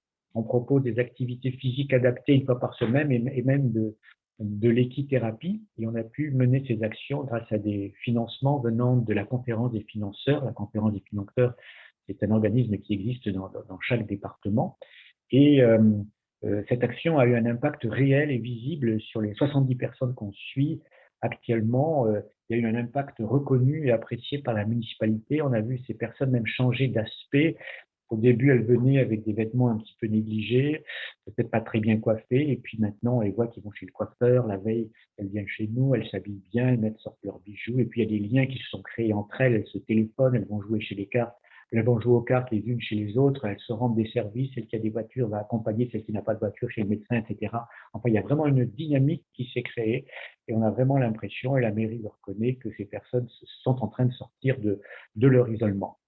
Pour les chrétiens, eh bien, on peut être bénévole dans l'action de l'Église s'il en existe, mais s'il n'en existe pas, on peut s'engager comme bénévole, soit dans le mouvement Mona Lisa, soit dans le mouvement des Petits Frères des Pauvres, qui ont aussi des antennes dans tous les départements, ou bien sûr le Secours catholique. Et puis bien sûr, on peut ouvrir ses yeux pour regarder autour de soi et voir s'il n'y a pas quelqu'un que l'on peut aider. On parlait des Petits Frères des Pauvres, et justement, les Petits Frères des Pauvres ont suggéré 9 gestes simples que l'on pouvait faire pour combattre la solitude de nos voisins âgés et isolés. Donc, c'est la slide suivante. 9 conseils très simples. On parlait tout à l'heure de passer un coup de téléphone. Ben oui, faire une visite ou passer un coup de téléphone, c'est quelque chose qui compte. Leur envoyer une carte postale pour les fêtes, pour leur anniversaire, pendant qu'on est en vacances. Leur rendre un service, peut-être faire les courses pour elles, échanger un livre ou un magazine avec eux, leur demander des conseils parce que ces gens ont un passé, ils ont des expériences et certains sont des experts en jardinage ou pourront vous apporter d'excellentes recettes de cuisine ou partager avec vous leur talent de cuisinière. On peut les inviter pour un repas ou apporter un goûter chez elles. On peut leur offrir un petit cadeau de temps en temps parce que les cadeaux entretiennent l'amitié. On peut discuter de leur passé parce que ces gens ont vraiment souvent des tas de choses très intéressantes à partager et ils ont souvent un grand besoin de transmission et dans leur vie active, leur vie était tellement active qu'ils n'avaient pas le temps de partager. Maintenant, ils ont le temps et ils ont envie de partager. Et puis, on peut les initier aussi au web et aux réseaux sociaux parce qu'on considère qu'il y a 4 millions de personnes âgées qui sont en situation d'exclusion numérique parce qu'ils ne savent pas du tout utiliser les ordinateurs et encore moins Internet, ce qui constitue pour eux vraiment un facteur aggravant d'isolement. Et c'est une idée pour une église de créer un atelier web pour les personnes âgées isolées du voisinage. Je suis sûr que c'est quelque chose qui demande peu de moyens, mais qui aurait beaucoup de succès et qui serait très utile. On va passer à la solitude des personnes âgées en EHPAD. Une petite parenthèse, je pense effectivement que l'exposition proposée par Magestart aurait tout à fait sa place en EHPAD, sans problème. Alors, en EHPAD, il y a aussi des personnes âgées qui ont peu de visites et il y a aussi besoin, l'Église peut aussi apporter des choses intéressantes aux personnes âgées et qui se trouvent en EHPAD. Par exemple, les églises peuvent proposer des visites de la chorale pour chanter des gospels. Les gospels sont très appréciés auprès des personnes âgées. On peut proposer aussi de jouer des scénettes qui ont été préparées par les enfants au moment de Noël. Alors bien sûr, c'est sûr que tout ça ne peut se faire qu'en fonction de la situation sanitaire, mais quand c'est possible, c'est quelque chose qui est très apprécié. Les personnes âgées en EHPAD apprécient beaucoup de voir des enfants et les directeurs d'EHPAD sont très heureux quand il y a des animations gratuites qui peuvent se dérouler dans leur établissement. Pour les pasteurs, eh bien, on peut se former pour être aumônier en EHPAD. Et d'ailleurs, il n'y a pas que les pasteurs qui peuvent être aumôniers en EHPAD. Des personnes recommandées par leur pasteur peuvent être aumôniers en EHPAD. Et je vous rappelle que pour être aumônier, maintenant, il faut passer un diplôme universitaire, mais qui n'est pas d'un niveau très, très compliqué. Vous savez que les personnes âgées en EHPAD pensent beaucoup à la mort parce qu'elles voient leur capacité diminuer, parce que régulièrement en EHPAD, il y a des résidents qui meurent autour d'elles. Et c'est les personnes âgées ont plein de questions sur la mort, sur l'au-delà, mais à qui les poser? On ne va pas demander ça à l'infirmière ou à l'aide-soignante, mais quand il y a un aumônier dans un EHPAD, alors là, c'est tout à fait la personne vers qui on va pouvoir se diriger pour poser ces questions-là. Et il y a des personnes âgées qui se convertissent en EHPAD quand il y a des personnes qui peuvent leur parler du message du salut. Pour les pasteurs, je leur conseille aussi d'informer les jeunes sur le service civique senior, Solidarité Senior, qui a une durée de 6 à 12 mois et qui peut permettre à des jeunes d'avoir une première expérience professionnelle et de venir en aide aux personnes âgées. D'ailleurs, ce service civique se fait soit à domicile, auprès des personnes âgées du domicile, soit auprès des personnes âgées en EHPAD. Et puis pour les chrétiens, vous pouvez vous proposer comme bénévole en EHPAD pour faire de l'animation, simplement jouer aux cartes avec des résidents, si vous venez une fois par semaine, une fois par quinzaine. Si vous avez un instrument de musique, si vous êtes doué, vous pouvez monter une petite chorale, vous pouvez faire de la lecture pour les personnes qui sont malvoyantes ou de l'écoute, sans vouloir faire bien sûr forcément et à tout bout de champ du prosélytisme, simplement apporter votre aide pour rompre leur solitude. Et puis pour les jeunes de 16 à 25 ans, vous pouvez vous engager dans un service civique Solidarité Senior. Voilà, on va passer à la slide suivante. Il y a une catégorie particulière de personnes âgées isolées, ce sont les personnes âgées qui aident à leur domicile un parent, ça peut être soit un conjoint, la plupart du temps c'est malade d'Alzheimer ou de Parkinson, ou ça peut être quelquefois un enfant handicapé. Et quand un aidant âgé s'occupe d'une autre personne âgée ou d'un enfant handicapé, c'est quelque chose qui est très, très, très lourd. C'est une attention de tous les instants, et ces personnes-là n'ont pratiquement plus de vie sociale. D'ailleurs, ces aidants s'épuisent tellement à la tâche que certains décèdent avant même la personne qu'ils aident. Donc, ils ont besoin de répit, besoin d'avoir quelqu'un qui, de temps en temps, peut s'occuper de leur conjoint malade pour qu'ils puissent retrouver un minimum de vie sociale. Donc, pour aider donc, ces personnes âgées qui s'occupent d'une personne malade, les églises peuvent créer une action du style Café des aidants pour que ces aidants aient un lieu de parole où ils peuvent s'exprimer, rencontrer d'autres personnes et pourquoi pas avoir des temps de loisirs. Et pour les chrétiens, on peut devenir bénévole de répit, c'est-à-dire qu'on peut proposer de passer une après-midi de temps en temps chez un aidé pour permettre à l'aidant de sortir et de souffler. Et là aussi, il faut savoir qu'il y a des formations gratuites qui sont possibles pour les bénévoles, en particulier auprès des délégations départementales de France Alzheimer. Alors, je crois que nous avons fait un petit peu le tour de toutes les catégories différentes de personnes âgées. J'aimerais terminer en parlant de toutes les autres solitudes, parce qu'il n'y a pas que les jeunes et les personnes âgées qui souffrent de solitude. J'ai fait toute une liste là, et ma prière, c'est que peut-être lorsque je citerai une telle catégorie, quelqu'un se dira « mais oui, mais moi dans mon voisinage, j'ai des personnes comme ça, peut-être que je pourrais faire quelque chose ». J'espère, je prie pour cela que, à fur et à mesure que j'égrène cette liste, il y ait des idées qui émergent dans vos cerveaux et que ces idées soient suivies d'actions concrètes parmi les personnes de votre entourage qui souffriraient de ces situations. Alors, parmi les personnes qui souffrent de solitude, bien sûr, il y a toutes les personnes qui vivent seules, les célibataires, les veufs, les séparés, les divorcés, et il y en a aussi dans l'Église, et quelquefois la situation de célibataire n'est pas toujours évidente dans l'Église, en particulier pour les hommes, puisque vous savez que dans nos églises, il y a beaucoup plus de jeunes filles que de jeunes hommes, et les célibataires peuvent avoir besoin d'être entourés, accompagnés peut-être d'une façon particulière dans l'Église. De même que les familles monoparentales, hein. D'ailleurs, toutes ces catégories de personnes font partie de celles qui sont le moins souvent invitées par les autres, curieusement, mais c'est comme ça, alors qu'elles ont peut-être besoin plus d'être entourées que les autres. Les familles monoparentales, quand voilà, toute la charge d'éducation des enfants repose sur une seule personne, une femme en général, c'est quelque chose de particulièrement difficile. Il faut penser aussi aux chrétiens qui vivent avec des inconvertis, hein, c'est-à-dire avec un conjoint inconverti ou des parents inconvertis. Ça veut dire qu'ils ne peuvent pas avoir des relations vraiment, bien sûr, sur les questions spirituelles, avec les membres de la famille avec lesquels ils vivent, et non seulement cela, mais pour lesquels souvent c'est un combat à chaque fois qu'il faut aller au culte, ou c'est un combat quand on ouvre la Bible. Donc c'est des personnes aussi qui ont besoin d'être soutenues, et pourquoi pas organiser de temps en temps un groupe de parole où on les réunit, où on leur montre qu'on pense à eux, peut-être de temps en temps, à la réunion de prière, citer ces personnes-là, qu'ils se sentent soutenus et accompagnés et compris par l'Église. Alors, il y a bien sûr les femmes victimes de violences, hein. On sait qu'il y a en France un féminicide tous les 2 jours et demi, c'est-à-dire 150 femmes qui meurent par an. Mais en plus de ces 150 femmes qui meurent, il y en a combien d'autres qui ne meurent pas, mais qui sont victimes de coups, de sévices, d'insultes, de traitements dégradants, et qui n'en parlent à personne parce qu'elles ont honte ou parce qu'elles ne peuvent pas s'assumer financièrement, ou parce qu'elles ne veulent pas envoyer en prison le père de leurs enfants, ou encore parce qu'elles aiment leur compagnon et elles pensent qu'il va changer.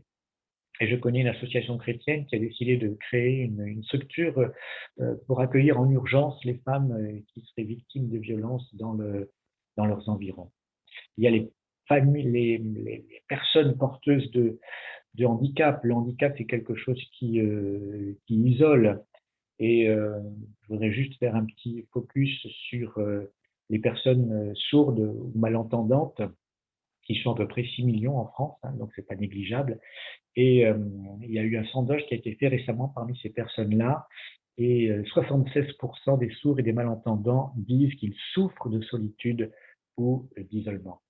Ce qui est intéressant, c'est que les témoins de Jéhovah ont décidé d'accompagner plus particulièrement les sourds et les malentendants. Dans toutes les salles du royaume, il y a des membres témoins de Jéhovah qui interprètent en langage des signes tout ce qui s'y passe, ce qui fait qu'ils peuvent inviter des personnes sourdes et malentendants à assister à leurs offices. Et non seulement ils font cela, mais ils décident d'accompagner aussi dans leur démarche administrative les sourds et les malentendants. Et suite à cette action qu'ils mènent au niveau national, tenez-vous bien, on a recensé que 30% des sourds et témoins et malentendants sont devenus témoins de Jéhovah. Donc ça montre bien que quand on s'intéresse à une population particulière et quand on manifeste de la compassion, eh bien ces gens ont une oreille favorable pour écouter et recevoir ensuite notre témoignage, même si notre but premier ne leur pas être qu'ils se convertissent, mais lorsqu'ils se convertissent, eh bien c'est pas plus mal. Alors s'il y a les personnes handicapées, il y a aussi les parents d'enfants handicapés qui sont aussi très peu invités par les autres et qui peuvent quelquefois se replier sur eux-mêmes. En plus, chez les chrétiens, il peut y avoir aussi quelquefois un sentiment de culpabilité, la peur du regard de l'autre, et là, ce sont aussi des gens qui ont besoin d'être entourés. Il y a les agriculteurs. Alors, les agriculteurs, c'est la catégorie sociale qui connaît le taux de mortalité par suicide le plus élevé. En France, il y a un agriculteur qui se suicide chaque jour, et qu'on a fait un sondage réellement auprès des agriculteurs pour leur demander quelles étaient leurs principales difficultés. Et ils ont dit qu'en premier lieu, bien sûr, c'est les difficultés économiques, mais en deuxième lieu, c'est l'isolement. Une autre catégorie aussi qui est sujette à la solitude, à l'isolement, ce sont les chômeurs de longue durée. On estime qu'il y a de 10 000 à 14 000 décès par an qui sont imputables au chômage de longue durée chaque année, parce que le chômage de longue durée est un des facteurs principaux de l'isolement social qui conduit à la déprime, à la dépression et donc aux idées de suicide. Une autre catégorie auquel on ne pense pas souvent, sauf peut-être Luc, c'est les personnes qui ont des responsabilités, les chefs d'entreprise, les patrons, les directeurs. Je lisais récemment un article d'une revue professionnelle qui avait comme titre « L'insoutenable solitude des directeurs d'EHPAD ». Les responsables d'entreprise sont souvent confrontés à des choix difficiles et ils sont seuls à devoir faire ces choix. Et c'est quelques choix, des choses qui les enferment dans une solitude difficilement supportable. Et puis parmi les personnes ayant des responsabilités, parmi les dirigeants, j'ai pensé aussi aux pasteurs. Un responsable national d'un mouvement évangélique me confiait que selon lui, 50% des pasteurs ont connu des périodes difficiles de solitude au cours de leur ministère. 50%. Et quelquefois, ces pasteurs n'ont pas trouvé d'interlocuteur pour partager leur solitude, ce qui a pu les conduire à des burn-out, à des démissions ou quelquefois même à se réfugier dans des pratiques addictives. Alors, c'est un défi pour les unions d'églises comme le CNEF ou pour les mouvements d'églises. Peut-être que la création d'un pasteur, des pasteurs pourrait être envisagée pour qu'il y ait quelqu'un qui visite régulièrement les pasteurs et qui puisse discuter avec eux, avec qui ils puissent partager leurs problèmes. Peut-être qu'on peut aussi inciter les pasteurs à nouer des amitiés avec d'autres responsables proches géographiquement pour se rencontrer régulièrement, pour prier régulièrement, pour partager aussi ces fardeaux. Et enfin, je signale pour les pasteurs donc le RESAM, qui est un réseau de soutien au ministère qui peut intervenir par téléphone, qui peut intervenir par Internet et qui a même des locaux où ils peuvent recevoir pendant une semaine ou plus un pasteur ou un couple pastoral pour les aider à passer un cap difficile. Les prisonniers, on en parlait tout à l'heure. J'ai recueilli la parole d'un prisonnier qui disait même à 4 ou 5 en cellule, un détenu est toujours seul. Ce qu'il faut savoir, c'est que il y a des conversions en prison. Je connais non seulement des détenus qui se sont convertis, mais j'en connais qui sont devenus pasteurs et j'en connais plusieurs. J'en connais même un qui est devenu missionnaire. Alors, bien sûr, ce n'est pas tous les détenus. Bien sûr, ce ne sont pas tous ceux qui font une expérience spirituelle et qui, à la sortie de prison, vont se convertir.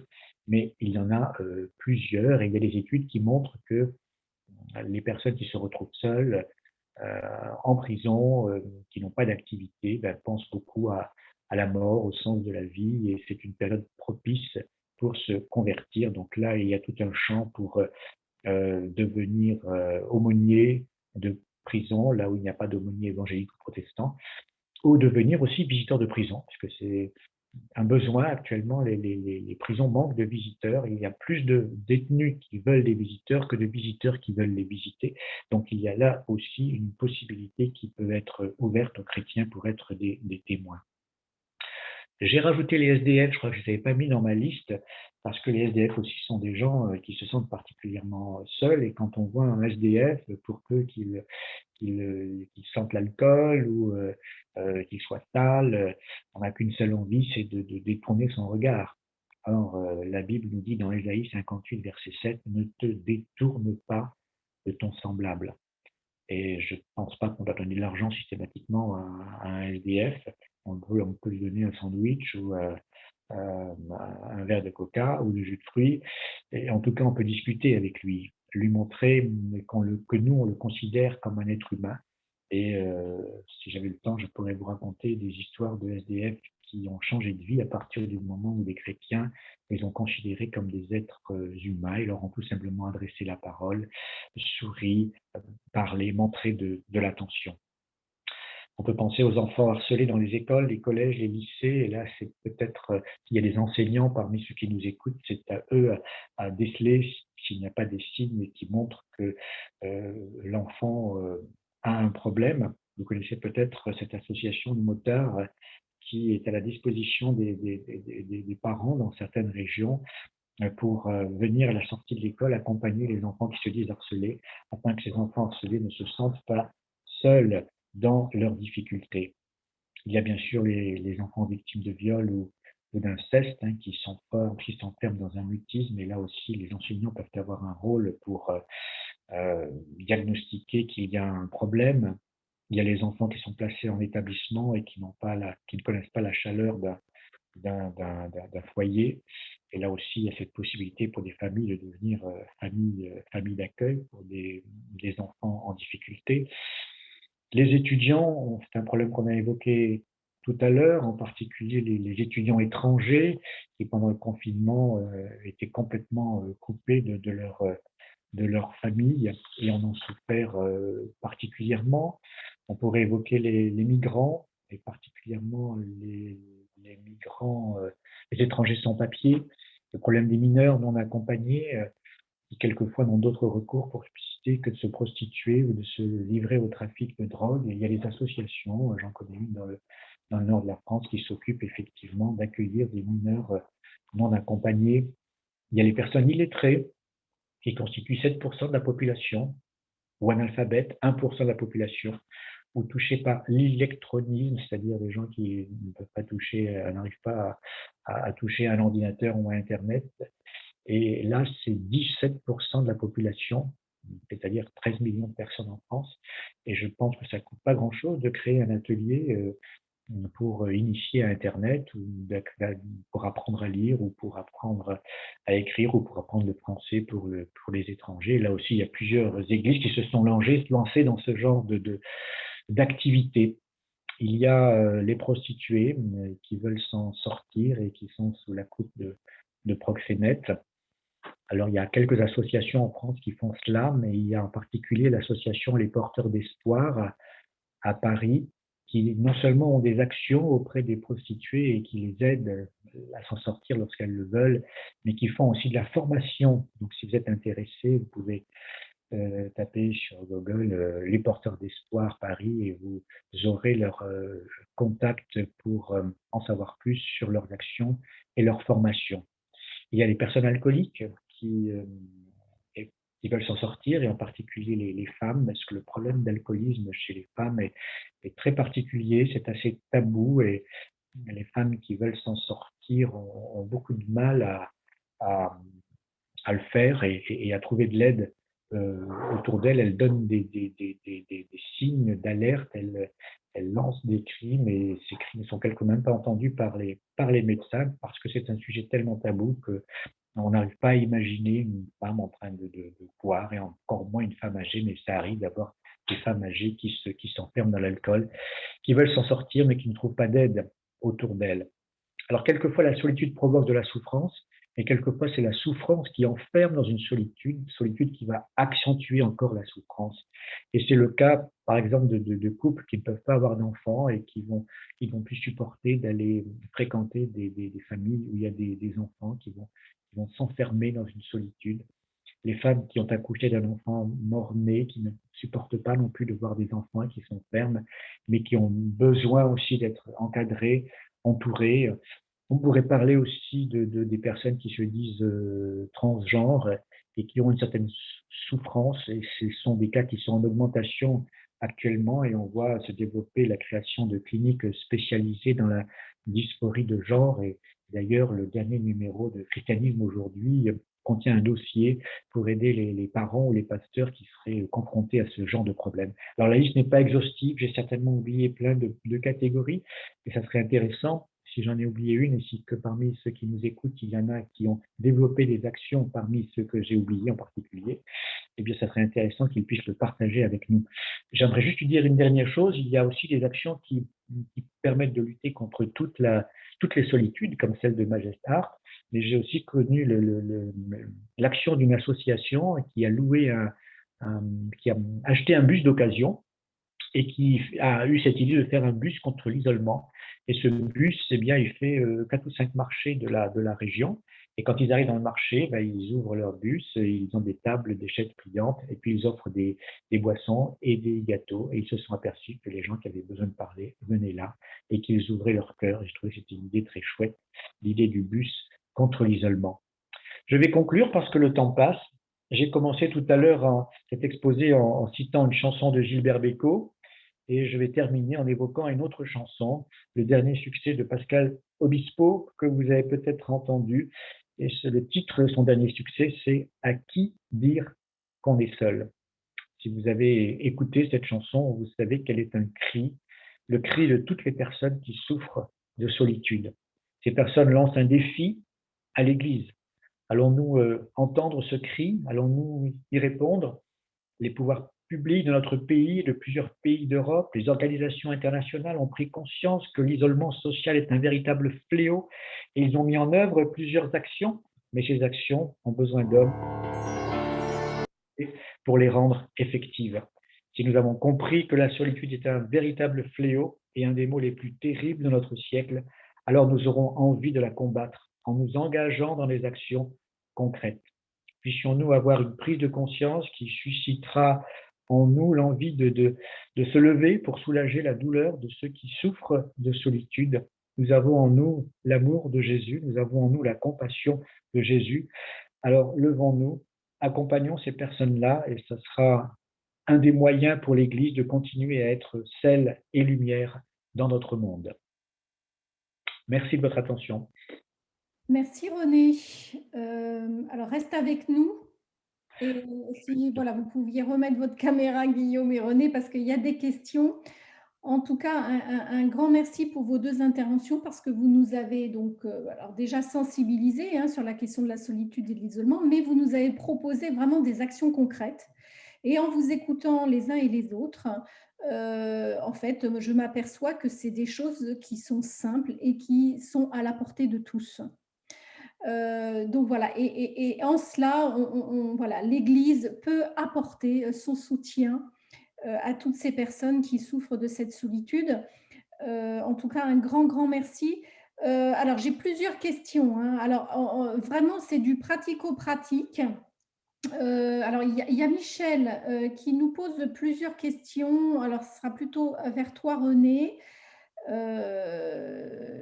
Il demande, alors déjà, comment être aumônier en EHPAD, et puis et comment on peut visiter des personnes âgées en EHPAD, mais aussi quelque part, en fait, des fois, souvent, dans les personnes, elles ont la bonne volonté de faire, mais elles ne savent pas toujours comment s'y prendre, quel contact il faut avoir pour démarrer des actions telles que tu les as citées. Est-ce que tu peux donner quelques conseils?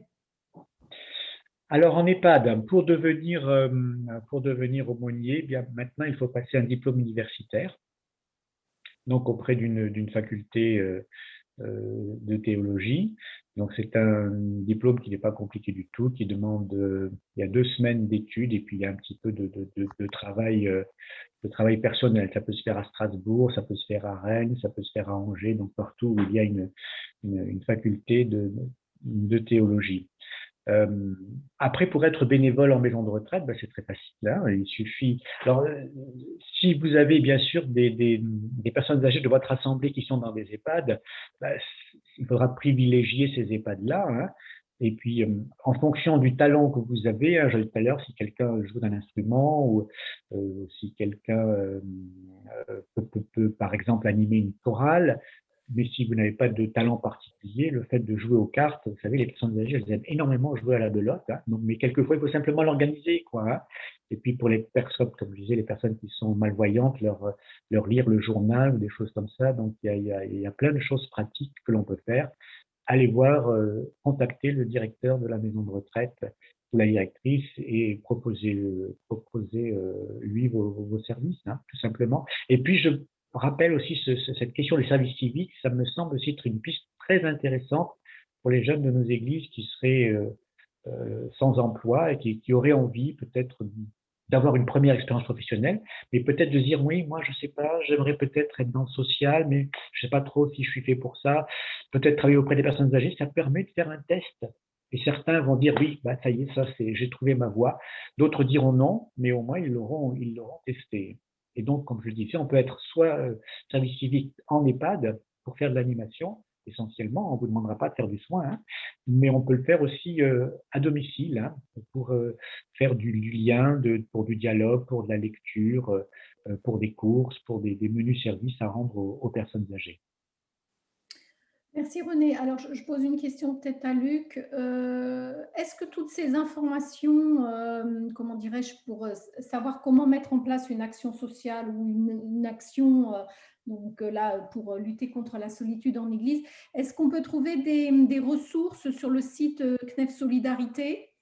Ou à qui on peut s'adresser au niveau du CNEF Solidarité pour avoir un petit peu plus de conseils ou un appui dans les démarches? Parce que c'est souvent là où des fois on bloque un petit peu parce que tout le monde ne connaît pas forcément le milieu de l'action sociale et c'est vrai qu'on peut se sentir vite perdu, hein, en tant que responsable d'église ou simple personne de bonne volonté. Est-ce que Luc, tu peux… Alors, je dirais que ce qui est bien, c'est d'abord de joindre son propre réseau, sa propre fédération d'églises. Hein. Si on est dans les assemblées de Dieu, on se tourne vers les actes. Si on est dans les églises baptistes, on se tourne vers la Beige, où il y a déjà des choses qui sont proposées. CNEF Solidarité a commencé à faire un travail, mais c'est long. Il n'y a pas de permanent, donc c'est compliqué à mettre tout ça en place. Mais on est en train de faire des fiches un peu synthétiques, très, très succinctes, qui tiennent sur une page et sur lesquelles après on peut aller chercher d'autres sources ou d'autres détails, soit en interne chez les chrétiens, soit à l'extérieur. Voilà, effectivement, on est bien conscient que souvent des personnes ou des églises demandent des détails de fonctionnement qui sont… c'est ça qu'on a besoin de faire. À partir de janvier-février prochain, on espère pouvoir mettre en place un fonctionnement pour aider en tout cas plusieurs églises qui souhaiteraient lancer un projet social. Et donc forcément, on va aller aussi sur cette question de la solitude, parce que c'est un besoin numéro 1 incroyable. et qui ne génèrent pas forcément beaucoup de moyens financiers, hein, comme on vient de l'entendre dans tous les exemples. Donc voilà, il y a plein de choses à faire, en tout cas, ça c'est sûr. Je pense que ce qu'il faut, enfin à mon avis, ce serait donc, d'abord on va voir son propre réseau d'église ou sa propre fédération, et puis après on peut aussi lister peut-être les questions et les envoyer à CNEF Solidarité. Je ne promets pas qu'on réponde très facilement d'ici février. On est en train de chercher aussi une solution pour fluidifier toutes les demandes et pour passer aux choses concrètes. Voilà, c'est un peu en construction aussi, CNEF Solidarité, donc ça avance au fur et à mesure. Voilà. Mais bon, il y aura effectivement il y a un souhait de travail avec le CNEF pour accompagner les églises ou des projets interdénominationnels dans l'action sociale. Hein. Tout à fait. On sent quand même que c'est une priorité aussi au niveau des responsables d'union. Vraiment de travailler à ces questions qui autour de l'action sociale et on voit là effectivement qu'il y a vraiment des choses qui sont à la portée de tous. Alors j'ai une question pour Guillaume, alors là aussi très pratico-pratique. On me demande, alors par rapport à la vidéo que tu as diffusée tout à l'heure, c'est sur quelle radio et elle est diffusée quand cette émission et comment faire pour y participer? Alors je ne sais pas si tu peux apporter les réponses à Michael. Oui, alors en fait, avec ma famille, on était en Suisse précédemment. Et donc finalement, la radio en question, c'est la RTS, Radio-Télévision Suisse. Donc voilà, c'est ce que je peux dire en tapant sur Google, comme toujours, RTS, la ligne de cœur. Voilà, vous allez arriver sur la page de cette émission. Et à partir de là, voilà, il y a des contacts, on explique un petit peu voilà, quand ça se passe et puis comment participer. Ok, très bien. Romain, tu es toujours avec nous, Romain? Je suis là, j'écoute attentivement. Oh là. Est-ce que tu aurais des questions, toi, Romain, ou des remarques à faire? Non, moi, ce qui m'a interpellé, c'est qu'il y a vraiment beaucoup de publics qui peuvent ressentir de la solitude et de l'isolement. Et je pense qu'il y a aussi une question d'appel, de se dire, on va pas forcément, même une église locale ne pourra pas forcément répondre à tous les besoins, mais elle doit discerner dans son entourage, dans son quartier, dans les gens avec lesquels elle est en réseau ou en proximité, ou peut-être choisir un besoin, et ce serait un conseil à donner, déjà identifier un besoin qui est à proximité, et peut-être se concentrer dessus. Sinon, on peut vite se sentir un peu petit face à tout ça. Hein. Tout à fait. Tout à fait. Oui, alors, je pense qu'on peut dire qu'effectivement, une église doit viser quelque chose. Hein. Ça fait partie de la mission de chaque église. Et il faudrait pouvoir définir sa mission. Je disais au CEIA, au centre évangélique, il y a la semaine dernière ou celle d'avant, je ne sais plus, sur une table ronde, je disais qu'on pouvait aussi voir en tant qu'église, réfléchir, prier et voir quel sujet on s'approprie. Et puis aussi, on peut le voir en inter-église. Dans le réseau CNEF, on peut voir quelle église fait quelque chose. Et Romain a raison de dire ce qu'il vient de dire. Hein. Et puis, ça n'empêche pas de se dire qu'on n'est pas capable de tout faire. Moi, je peux prendre un point et j'ai l'église de René à côté. Bon, c'est pas vrai, il n'est pas dans la même ville que moi, mais si René était dans la même ville que moi, s'il savait que Lens est le centre du monde, il y serait. Et donc, si René était à côté, je pourrais lui dire qu'est-ce que tu fais toi? Et je peux t'envoyer des gens qui ont cette problématique-là ou lui dire il y a ces personnes-là que toi tu aides. Voilà, je pense que c'est important le réseau et ce que le CNEF a construit et qui permet aujourd'hui d'aller plus loin sur ces actions sociales de réseautage. Et effectivement, on ne répond pas tout seul, mais on peut répondre en tant qu'église et en réseau d'église, mais on peut aussi laisser une petite liste pour dire aux gens, Mona Lisa, les frères des pauvres, les petits frères des pauvres, il y a des choses que les personnes peuvent faire individuellement sans que l'Église organise absolument quelque chose. C'est aussi une solution. Ouais, l'association culturelle, effectivement. Alors justement, moi j'ai une question, alors elle revient souvent, cette question, à Luc. Est-ce que le local d'église sous 1905 peut être un lieu d'accueil régulier pour des activités pour personnes âgées, par exemple le café Tricot? Voilà, ça c'est des questions qui sont assez récurrentes. Alors, je vous encouragerais à aller consulter le site info juridique du CNEF parce que vous y trouverez la réponse.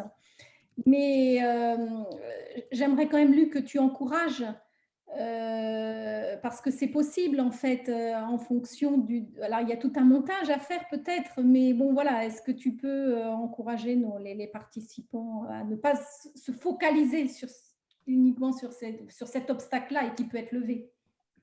En fait, on peut tout faire. Il faut juste être sérieux. En fait, on n'aimerait pas que nos enfants, s'ils sont malades, on ne voudrait pas les envoyer chez un pseudo-médecin qui ne serait pas diplômé et qui dirait n'importe quoi. Donc, si on accueille des gens dans nos lieux, dans nos locaux, il faut que nos locaux soient dans les normes de sécurité, d'autant plus si c'est pour des personnes âgées, par exemple. Forcément, il y a tout ce bon sens-là. Et après, des fois, juste de faire une convention, soit entre deux structures, soit d'introduire des choses dans le règlement ou les statuts. Mais effectivement, comme tu le dis, il y a plein de solutions possibles. Donc, le service juridique du CNEF sert à ça et est très bien fait en plus. Mais en tout cas, il faut se dire que tout est possible dans un local à condition que tout soit fait dans les règles du sérieux et des normes d'hygiène. Voilà, les normes d'hygiène, si on fait une aide alimentaire, moi je vois des églises où il n'y a pas de normes d'hygiène, mais ça semble un peu évident que si on veut accueillir des gens pour distribuer de l'alimentation, il faut un minimum de sécurité alimentaire. C'est pareil pour toutes les activités. Donc, du moment qu'on fait le maximum pour être bordé juridiquement, et donc le site avec la partie juridique est fait pour ça, et aussi, on va dire, le bon sens humain de sécurité. Si on accueille des personnes au sous-sol et qu'il y a un escalier, est-ce bien raisonnable? Voilà. Mais sinon, on peut techniquement tout faire. J'aime bien, Luc, dans ta réponse, tu disais qu'il y a plusieurs niveaux de réponse. Il y a la réponse individuelle, la réponse en tant qu'église locale, peut-être des réponses nationales avec des grosses structures qui coordonnent des actions, etc. Et puis, l'échelle intermédiaire qui nous intéresse beaucoup, c'est à l'échelle d'une ville, se mettre à plusieurs églises interdénominationnelles pour organiser quelque chose. Et là, je pense aussi en particulier à l'expo que propose Magestar. Pourquoi pas se mettre à 3-4 églises, louer une salle municipale et la proposer pendant une semaine. Ce genre d'initiative, elle peut être intéressante à ce niveau-là. Tout à fait.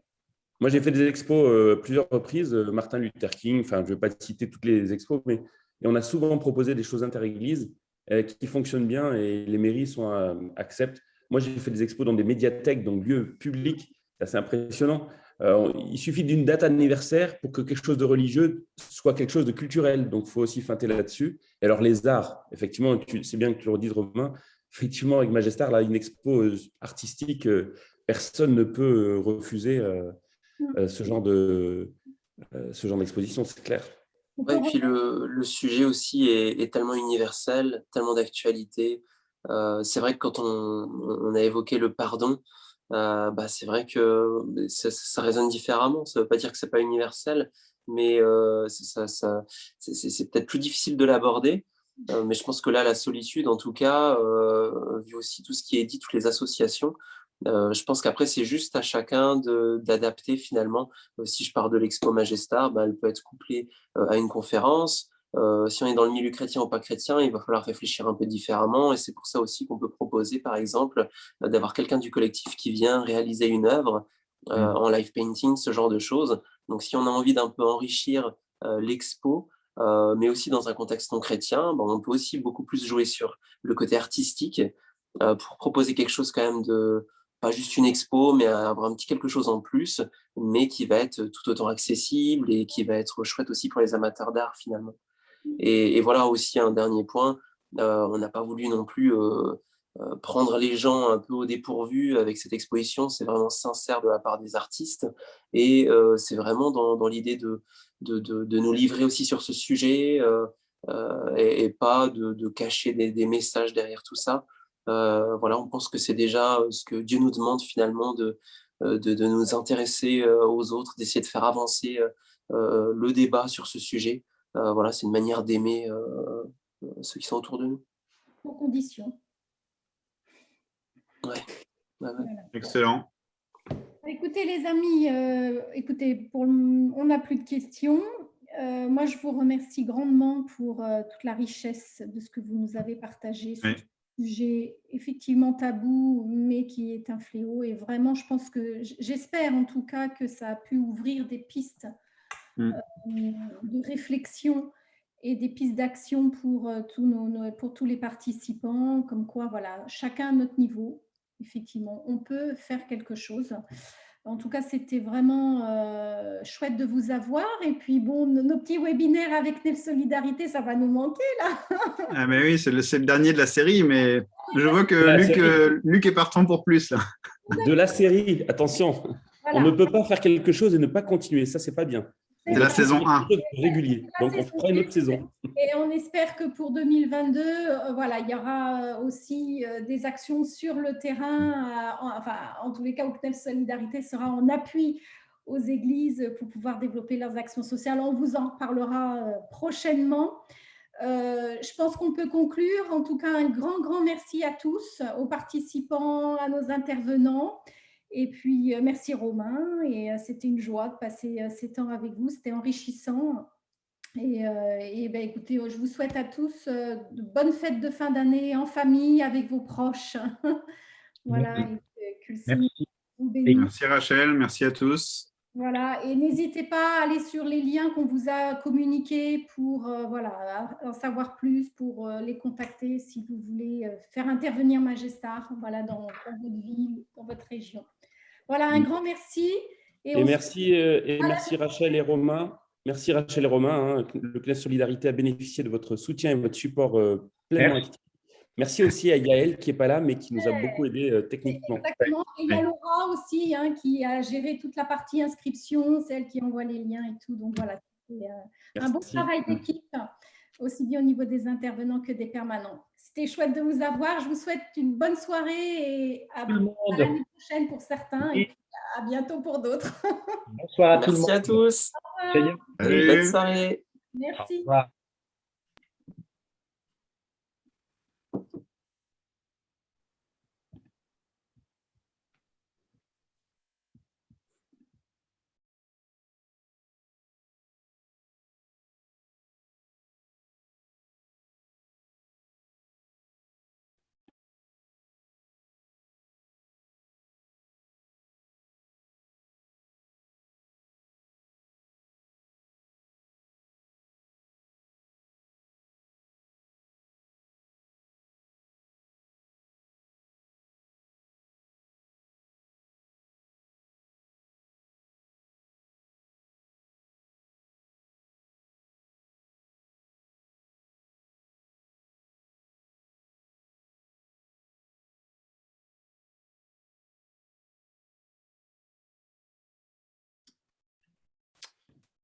Donc, il n'y a plus de spectateurs. Bon. Ah oui, tu aurais voulu retenir un peu René et Guillaume. Oui, mais j'y ai pas pensé. Mais bon, c'est pas grave. Je les recontacterai par mail et puis je leur demanderai leur retour. Ouais. Alors alors moi, j'étais content. Je pense que j'ai pas été assez, j'ai pas assez creusé le truc. Je trouvais que la liste de la fin, mais Romain, tu l'as dit un peu indirectement, la liste de la fin était c'était too much. Tu avais de quoi te dire, mamma mia, je ne pourrais jamais faire la moitié du quart, du dixième, du centième. Et en fait, il aurait fallu dire, on a une liste dispo, on en cite 2-3 points. Il aurait fallu qu'on isole ça et puis qu'on dise, on vous envoie une liste plus complète dans laquelle vous pouvez vous laisser inspirer et peut-être checker en église. Voilà, c'est le seul truc que je trouvais qui était un peu… Qui pouvait faire un peu trop… Et puis, c'était un peu long parce que finalement, il n'y avait pas d'interaction sur ce moment-là. Voilà, mais ce n'est pas grave en soi. Hein. Ouais. C'est juste, voilà, pour moi, à refaire, en tout cas, je sais que je relèverai ça. Je allégerai un peu. Oui, ouais, voilà. Il faut peut-être plus cibler, effectivement, après, quitte à envoyer à côté une liste. Je suis assez d'accord. C'est ça. La liste en tant que telle, c'était bien qu'ils disent tout ça parce que ça montre effectivement tout ce qu'on n'imagine pas, en fait. Donc, ça, c'est génial. Parce que c'est vrai qu'il y a des trucs, en fait, et puis il y a certaines catégories de personnes, on ne pense pas forcément qu'elles sont de solitude, mais si, en réalité.